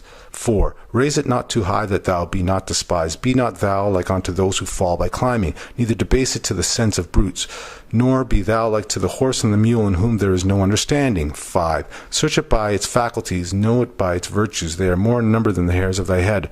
The stars of heaven are not to be counted with them. 6. Think not with Arabia, the one soul is parted among all men. Neither believe thou with the sons of Egypt that every man hath many. Know that as thy heart, so also thy soul is one. 7. Doth not the sun harden the clay? Doth it not also soften the wax? As it is one sun that worketh both, even so it is one soul willeth contraries. 8. As the moon retaineth her nature, though darkness spread itself before her face as a curtain, so the soul remaineth perfect, even in the bosom of a fool. 9. She is immortal, she is unchangeable, she is alike in all. Health calleth her forth to show her loveliness, and application anointeth her with the oil of wisdom. 10. Although she shall live after thee, think not she was born before thee. She was created with thy flesh and formed with thy brain. 11. Justice could not give her to thee exalted by virtues, nor mercy deliver her to thee deformed by vices.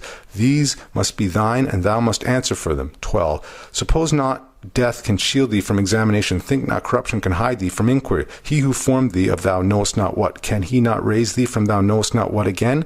13. Perceiveth not the cock the hour of midnight? Exalteth he not his voice to tell thee it is morning? Knoweth not the dog the footsteps of his master? Flieth not the wounded goat unto the herb that healeth him? Yet when these die, their spirit returneth to dust. Thine alone surviveth. 14. Envy not to these their senses, because quicker than thine own. Learn that the advantage lieth not in possessing good things, but in knowing to use them. 15. Hadst thou the ear of the stag, or were thine eyes as strong and piercing as the eagle's?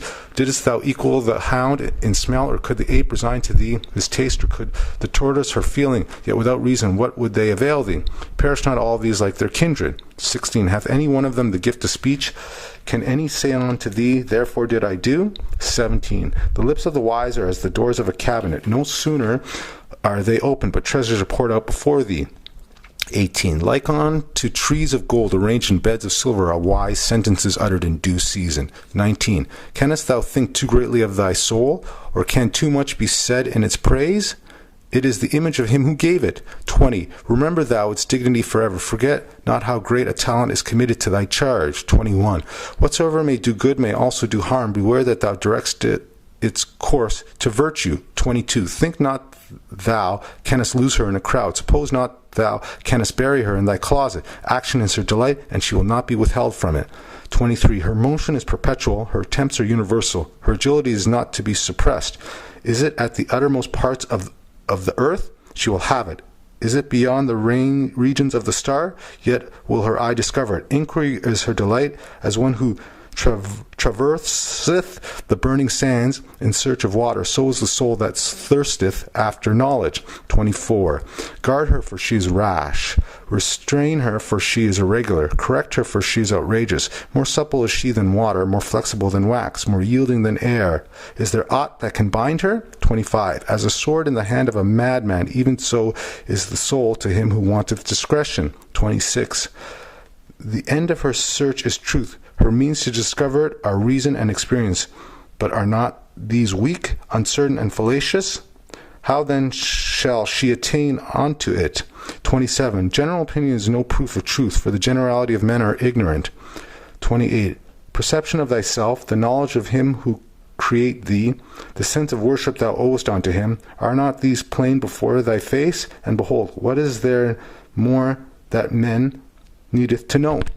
Chapter 39. Holy instructions from the prophet, pinnacle of wisdom. 1. As the eye of the morning to the lark, as the shade of the evening to the owl, as honey to the bee, or as the carcass to the vulture, even such is life unto the heart of man. 2. Though bright it dazzleth not, though obscure it displeaseth not, though sweet it cloyeth not, though corrupt it forbiddeth not, yet who is he that knoweth its true value? 3. Learn to esteem as thou ought, then art thou near the pinnacle of wisdom. 4. Think not with the fool that nothing is more valuable, nor believe with the pretended wise that thou oughtest to condemn it.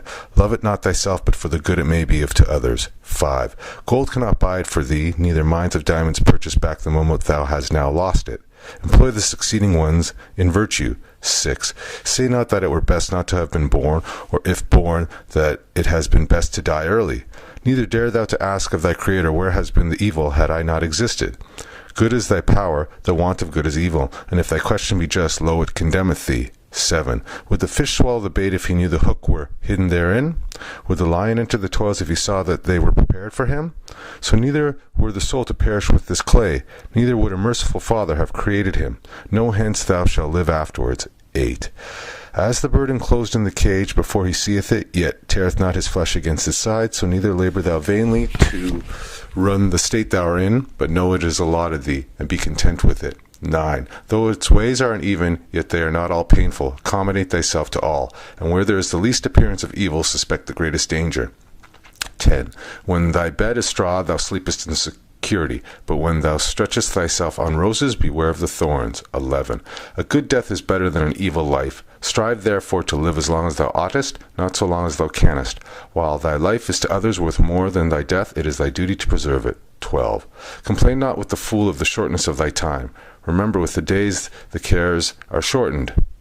13. Take from the period of thy life the useless part of it, and what remaineth. 14. Take off the time of thine infancy, thy second infancy of age, thy sleep, thy thoughtless hours, thy days of sickness, and even at thy fullness of years, how few seasons hast thou truly numbered. 15.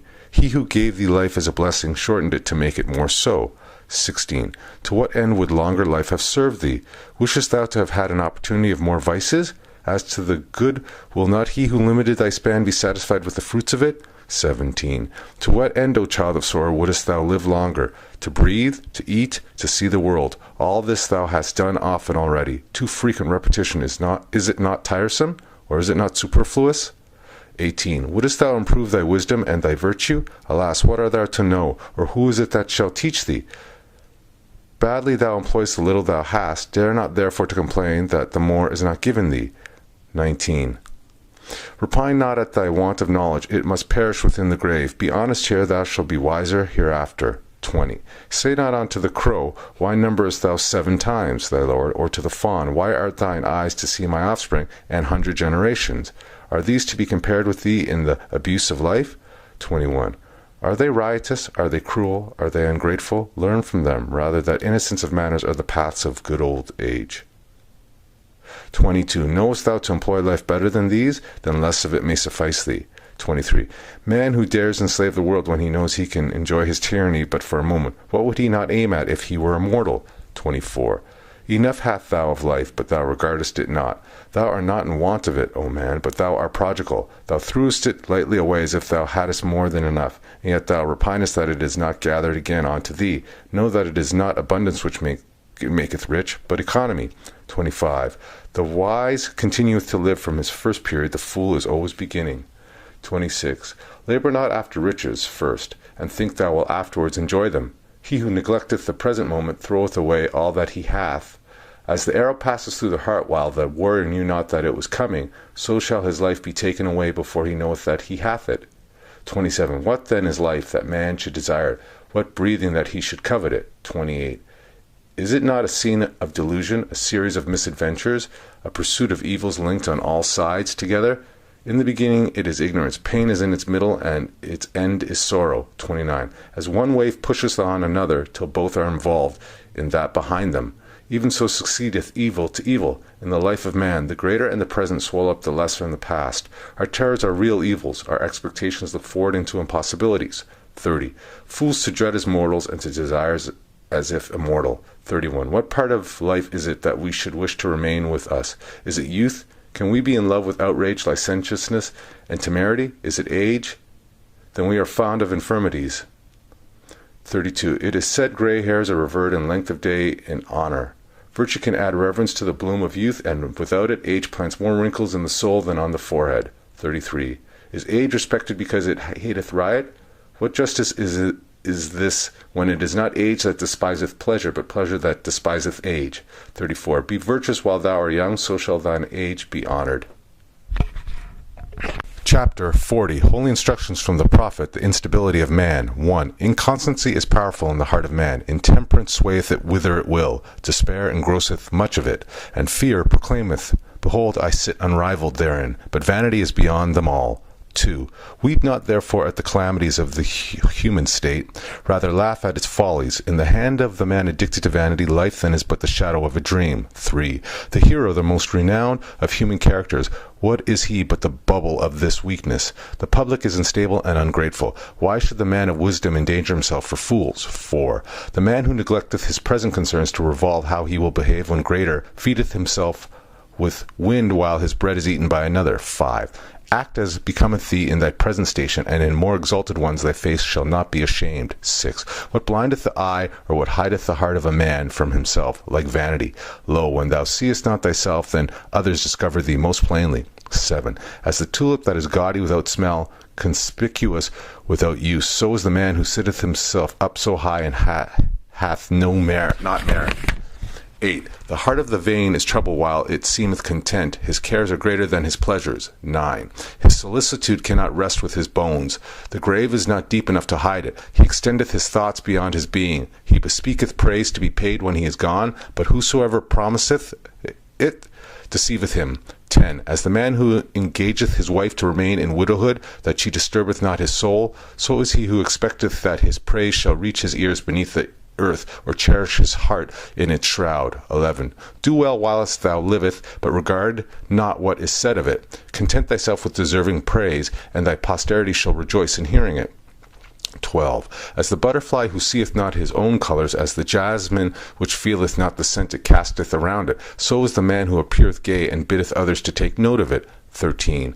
To what purpose, saith he, is my vesture of gold?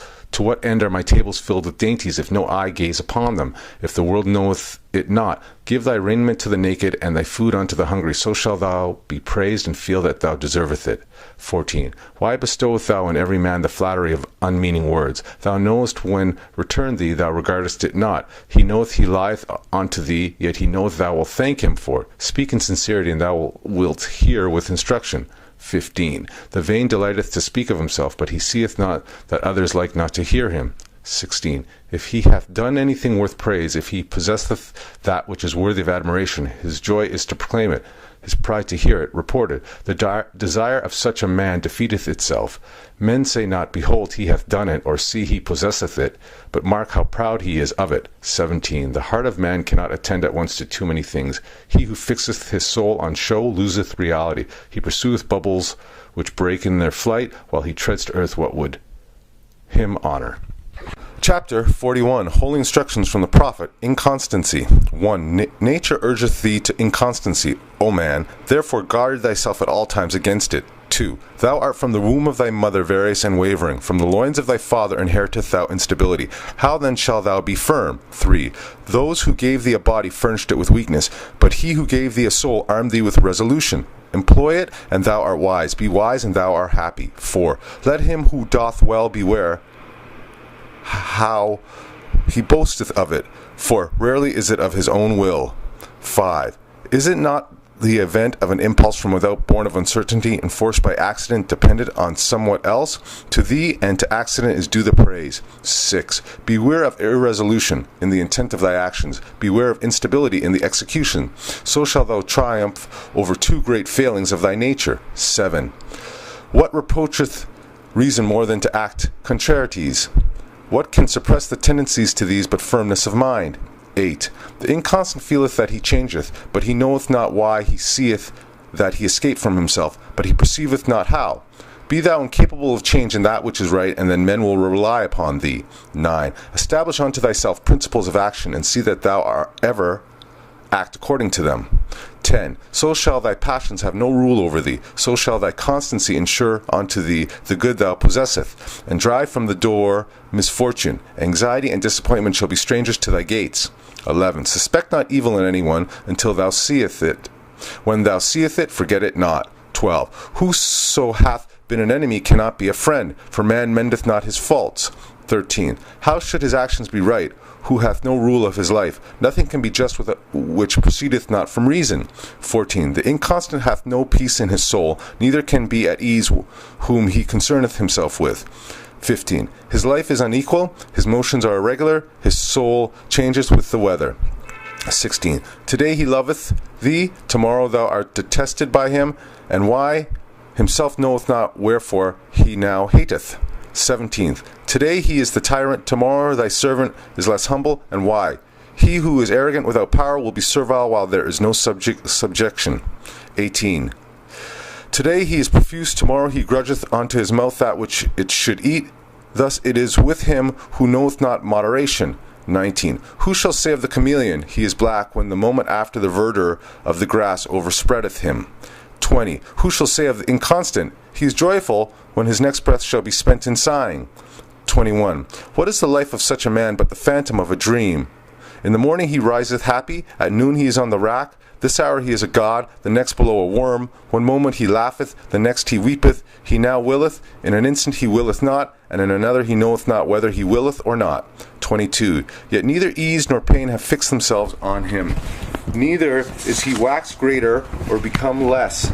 Neither he had cause for laughter or reason for his sorrow. Therefore shall none of them abide with him. 23. The happiness of the inconstant is as a palace built on the surface of the sand. The blowing of the wind carrieth away its foundation. What wonder then that it faileth? 24.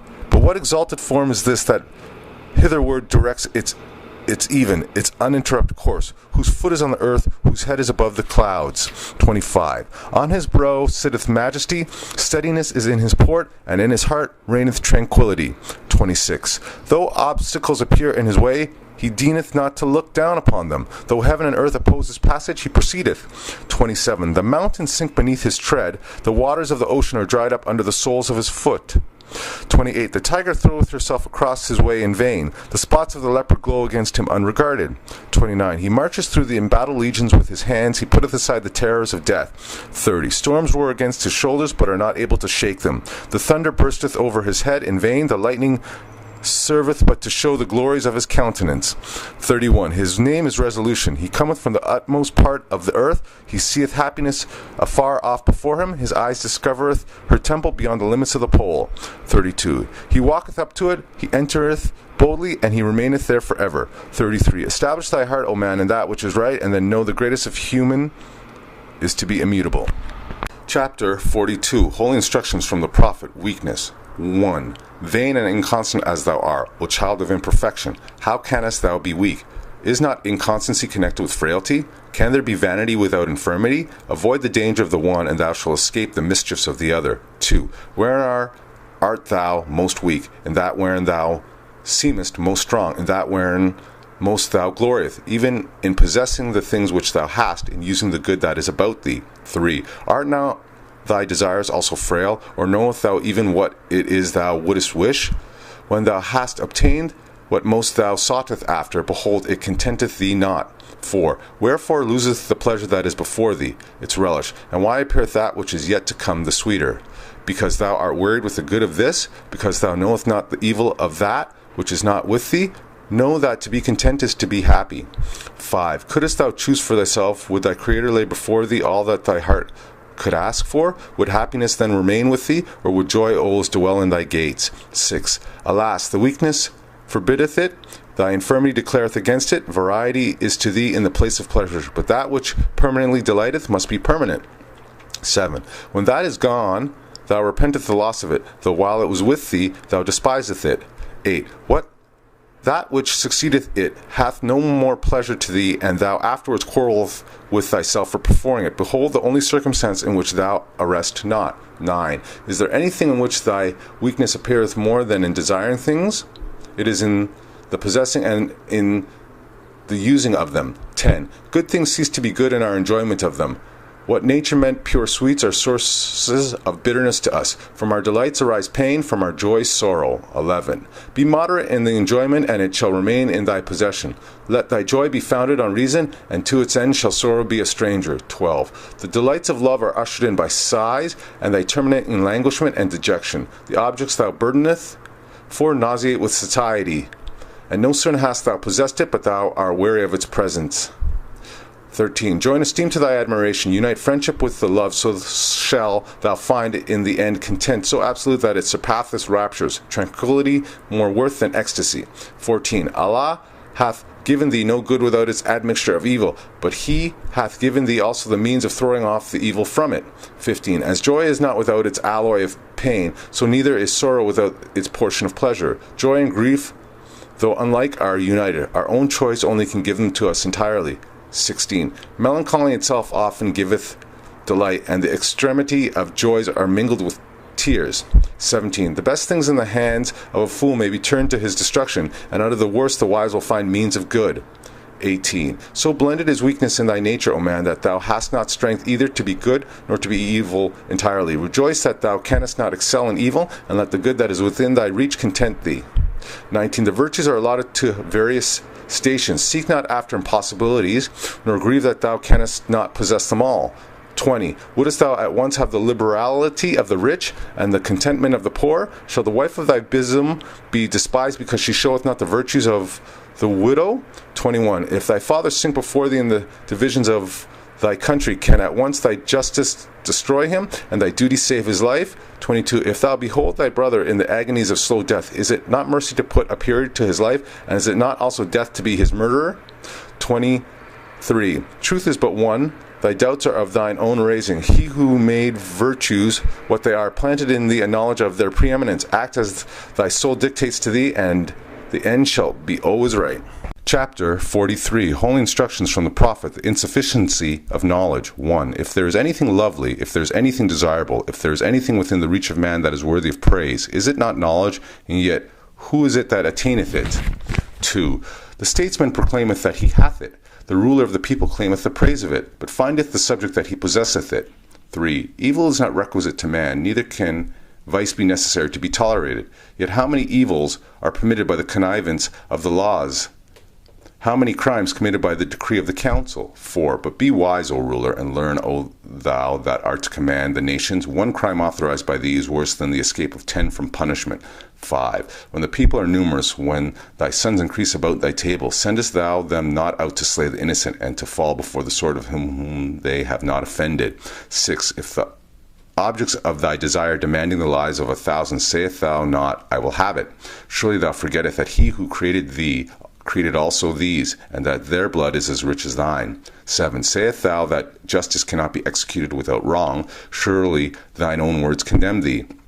8. Thou who flattereth with false hopes the criminal that he may confess his guilt, art not thou unto him a criminal, or art thou guiltless because he cannot punish it? 9. When thou commandest to the torture him whom is but suspected of ill, darest thou to remember that thou mayest rack the innocent? 10. If thy purpose answered by the event, is thy soul satisfied with his confession? Pain will enforce him to say what is not, as easy as what is, and anguish hath caused innocence to accuse herself. 11. That thou mayest not kill him without cause, thou dost worse than kill him. That thou mayest prove if he be guilty, thou destroyest him innocent. 12. O blindness to all truth, O insufficiency of the wisdom of the wise, know when thy judge shall bid thee account for this, thou shalt wish 10,000 guilty have gone free, rather than one innocent to stand forth against thee. 13. Insufficient as thou art to the maintenance of justice, how shalt thou arrive at the knowledge of truth? How shalt thou ascend to the footsteps of her throne? 14. As the owl is blinded by the radiance of the sun, so shall the brightness of her countenance dazzle thee in thy approaches. 15. If thou wouldest mount onto her throne, first bow thyself at her footstool. If thou wouldest arrive at the knowledge of her, first inform thyself of thine own ignorance. 16. More worth is she than pearls, therefore seek her carefully. The emerald and the sapphire and the ruby are as dirt beneath her feet, therefore pursue her manfully. 17. The way to her is labor. Attention is the pilot that must conduct thee into her port, but weary not on the way, for when art arrived at her, the toil shall be to thee for pleasure. 18. Say not unto thyself, behold, truth breedeth hatred, and I will avoid it. Dissimulation raiseth friends, and I will follow it. Are not the enemies made by truth better than the friends obtained by flattery?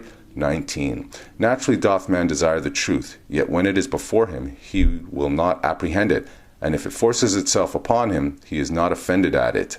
20. The fault is not in truth, for that is amiable, but the weakness of man beareth not its splendor. 21. Wouldst thou see thine insufficiency more plainly? View at thy devotions. To what end was religion instituted, but to teach thee thine infirmities, to remind thee of thy weakness, to show thee that from heaven alone art thou to hope for good. 22. Doth it not remind thee that thou art dust? Doth it not tell thee that thou art ashes? And behold, repentant. Is it not frailty? 23. When thou givest an oath, when thou swearest thou wilt not deceive, behold, it spreadeth shame upon thy face, and upon the face of him that receiveth it. Learn to be just, and repentance may be forgotten. Learn to be honest, and oaths are unnecessary. 24. The shorter follies are the better. Say not therefore to thyself, I will not play the fool by halves. 25. He that heareth his own faults with patience shall reprove another with boldness. 26. He that giveth a denial with reason shall suffer a repulse with moderation. 27. If thou art suspected, answer with freedom. Whom should suspicion affright, except the guilty? 28. The tender of heart is turned from his purpose by supplications. The proud is rendered more obstinate by entreaty. The sense of thine insufficience commandeth thee to hear, but to be just thou must hear without thy passions. Chapter 44. Holy instructions from the prophet. Misery. 1. Feeble and insufficient as thou art, O man, in good, frail and inconstant as thou art in pleasure, yet there is a thing in which thou art strong and unshaken. Its name is misery. 2. It is the character of thy being, the prerogative of thy nature. In thy breast alone it resideth. Without thee there is nothing of it. And behold, what is its source but thine own passions? 3. He who gave thee these gave thee also reason to subdue them. Exert it, and thou shalt trample them under thy feet. 4. Thine entrance into the world, is it not shameful? Thy destruction, is it not glorious? Lo, men adorn the instruments of death with gold and gems, and wear them above their garments. 5. He who begetteth a man hideth his face, but he who killeth 1,000 is honored. 6. Know thou, notwithstanding, that in this is error. Custom cannot alter the nature of truth, neither can the opinion of man destroy justice. The glory and the shame are misplaced. 7. There is but one way for a man to be produced. There are 1,000 by which he may be destroyed. 8. There is no praise or honor to him who giveth to another, but triumphs and empires are the rewards of murder. 9. Yet he who hath many children hath as many blessings, and he who hath taken away the life of another shall not enjoy his own. 10. While the savage curseth the birth of his son, and blesseth the death of his father, doth he not call himself a monster? 11.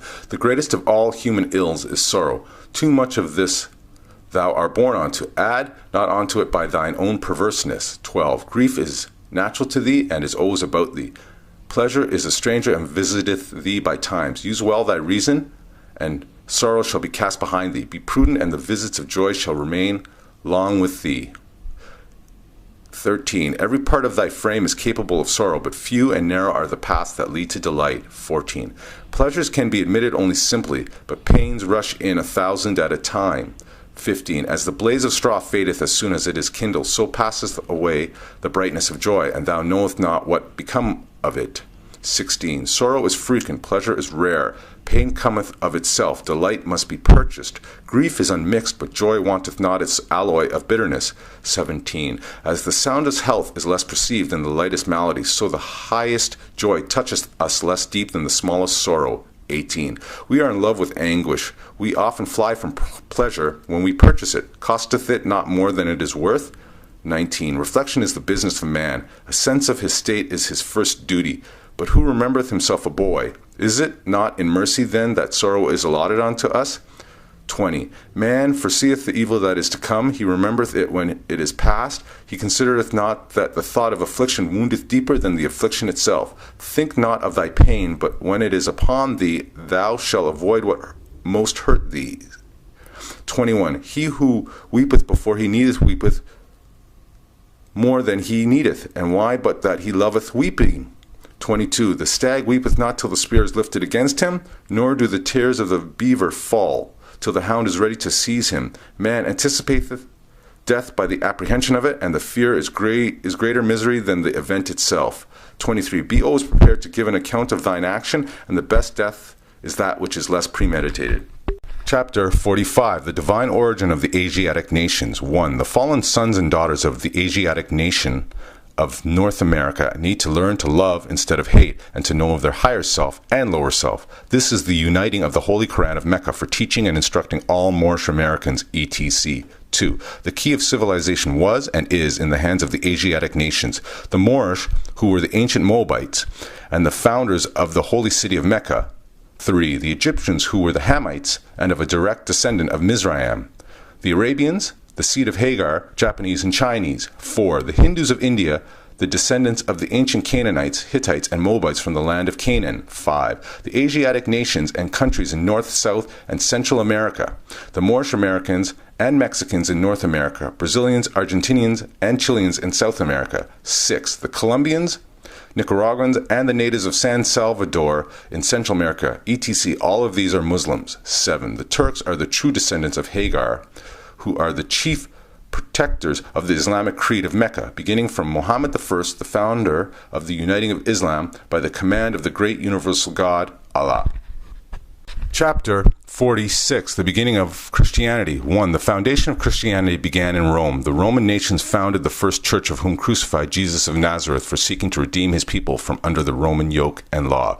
2. Jesus himself was of the true blood of the ancient Canaanites and Moabites and the inhabitants of Africa. 3. Seeking to redeem his people in those days from the pressure of the pale-skinned nations of Europe, Rome crucified him according to their law. 4. Then Europe had peace for a long time until Muhammad I came upon the scene and fulfilled the works of Jesus of Nazareth. 5. The holy teaching of Jesus was to the common people to redeem them from under the great pressure of the hands of the unjust, that the rulers and the rich would not oppress the poor, also that the lion and the lamb may lay down together, and neither would be harmed when morning came. 6. These teachings were not accepted by the rulers, neither by the rich, because they loved the principles of the 10 Commandments. 7. Through the 10 Commandments, the rulers and the rich live while the poor suffer and die. 8. The lamb is the poor people, the lion is the rulers and the rich, and through love, truth, peace, freedom, and justice, all men are one and equal to seek their own destiny and to worship under their own vine and fig tree, after the principles of the holy and divine laws of their forefathers. 9. All nations of the earth in these modern days are seeking peace, but there is but one true and divine way that peace may be obtained in these days, and it is through love, truth, peace, freedom, and justice, being taught universally to all nations in all lands. Chapter 47. Egypt, the capital empire of the dominion of Africa. 1. The inhabitants of Africa are the descendants of the ancient Canaanites from the land of Canaan. 2. Old man Cush and his family are the first inhabitants of Africa, who came from the land of Canaan. 3. His father Ham and his family were second. Then came the word Ethiopia, which means the demarcation line of the dominion of Amexem, the first true and divine name of Africa, the dividing of the land between the Father and the Son. 4. The dominion of Cush, northeast and southeast Africa, and northwest and southwest, was his father's dominion of Africa. 5. In later years, many of their brethren from Asia and the Holy Lands joined them. 6. The Moabites from the land of Moab, who received permission from the pharaohs of Egypt to settle and inhabit north, West Africa. They were the founders and are the true possessors of the present Moroccan Empire, with their Canaanite, Hittite, and Amorite brethren who sojourned from the land of Canaan seeking new homes. 7. Their dominion and inhabitation extended from northeast and southwest Africa across the great Atlantis, even onto the present North, South, and Central America, and also Mexico and the Atlantis Islands, before the great earthquake which caused the great Atlantic Ocean. 8. The river Nile was dredged and made by the ancient pharaohs of Egypt in order to trade with the surrounding kingdoms. Also, the Niger River was dredged by the great pharaoh of Egypt in those ancient days for trade, and it extends eastward from the river Nile westward across the great Atlantic. It was used for trade and transportation. 9. According to all true and divine records of the human race, there is no Negro, black, or colored race attached to the human family, because all the inhabitants of Africa were and are of the human race, descendants of the ancient Canaanite nation from the holy land of Canaan. 10. What your ancient forefathers were, you are today without doubt or contradiction. 11. There is no one who is able to change man from the descendant nature of his forefathers, unless his power extends beyond the great universal creator Allah himself. 12. These holy and divine laws are from the Prophet Noble Drew Ali, the founder of the Uniting of the Moorish Science Temple of America. 13. These laws are to be strictly preserved by the members of all the temples of the Moorish Science Temple of America, that they will learn to open their meetings and guide it according to the principles of love, truth, peace, freedom, and justice. 14. Every subordinate temple of the Grand Major Temple is to form under the covenant of love, truth, peace, freedom, and justice, and create their own laws and customs in conjunction with the laws of the Holy Prophet and the Grand Temple 1. The Prophet Noble Drew Ali was sent by the great God Allah to warn all Asiatics of America to repent from their sinful ways before that great and awful day which is sure to come. 15. The time has come when every nation must worship under its own vine and fig tree, and every tongue must confess his own. 16. Through sin and disobedience, every nation has suffered slavery due to the fact that they honored not the creed and principles of their fathers. 17. That is why the nationality of the Moors was taken away from them in 1774, and the word Negro, black, and colored was given to the Asiatics of America, who were of Moorish descent, because they honored not the principles of their mother and father and strayed after the gods of Europe, of whom they knew nothing. Chapter 48. The End of Time and the Fulfilling of the Prophecies. 1. The last prophet in these days is Noble Drew Ali, who was prepared divinely in due time by Allah to redeem men from their sinful ways and to warn them of the great wrath which is sure to come upon the earth. 2. John the Baptist was the forerunner of Jesus in those days, to warn and stir up the nation and prepare them to receive the divine creed which was to be taught by Jesus. 3. In these modern days there came a forerunner who was divinely prepared by the great God Allah, and his name is Marcus Garvey, who did teach and warn the nations of the earth to prepare to meet the coming prophet, who was to bring the true and divine creed of Islam, and his name is Noble Drew Ali, who was prepared and sent to this earth by Allah to teach the old-time religion and the everlasting gospel to the sons of men, that every nation shall and must worship under their own vine and fig tree, and return to their own and be one with their Father God Allah. 4. The Moorish Science Temple of America is a lawfully chartered and incorporated organization. Any subordinate temple that desires to receive a charter, the Prophet has them to issue to every state throughout the United States, etc. 5. That the world may hear and know the truth that among the descendants of Africa there is still much wisdom to be learned in these days for the redemption of the sons of men under love, truth, peace, freedom, and justice. 6. We are, as a clean and pure nation descended from the inhabitants of Africa, do not desire to amalgamate or marry into the families of the pale-skinned nations of Europe, neither serve the gods of their religion, because our forefathers are the true and divine founders of the first religious creed for the redemption and salvation of mankind on earth. 7. Therefore, we are returning the church and Christianity back to the European nations as it was prepared by their forefathers for their earthly salvation. 8. While we, the Moorish Americans, are returning to Islam, which was founded by our forefathers for our earthly and divine salvation. 9. The covenant of the great God Allah. Honor thy father and thy mother, that thy days may be longer upon the earthland, which the Lord thy God Allah hath given thee. 10. Come all ye Asiatic of America, and hear the truth about your nationality and birthrights, because you are not Negroes. Learn of your forefathers' ancient and divine creed, that you will learn to love instead of hate. 11. We are trying to uplift fallen humanity. Come and link yourselves with the families of nations. We honor all the true and divine prophets.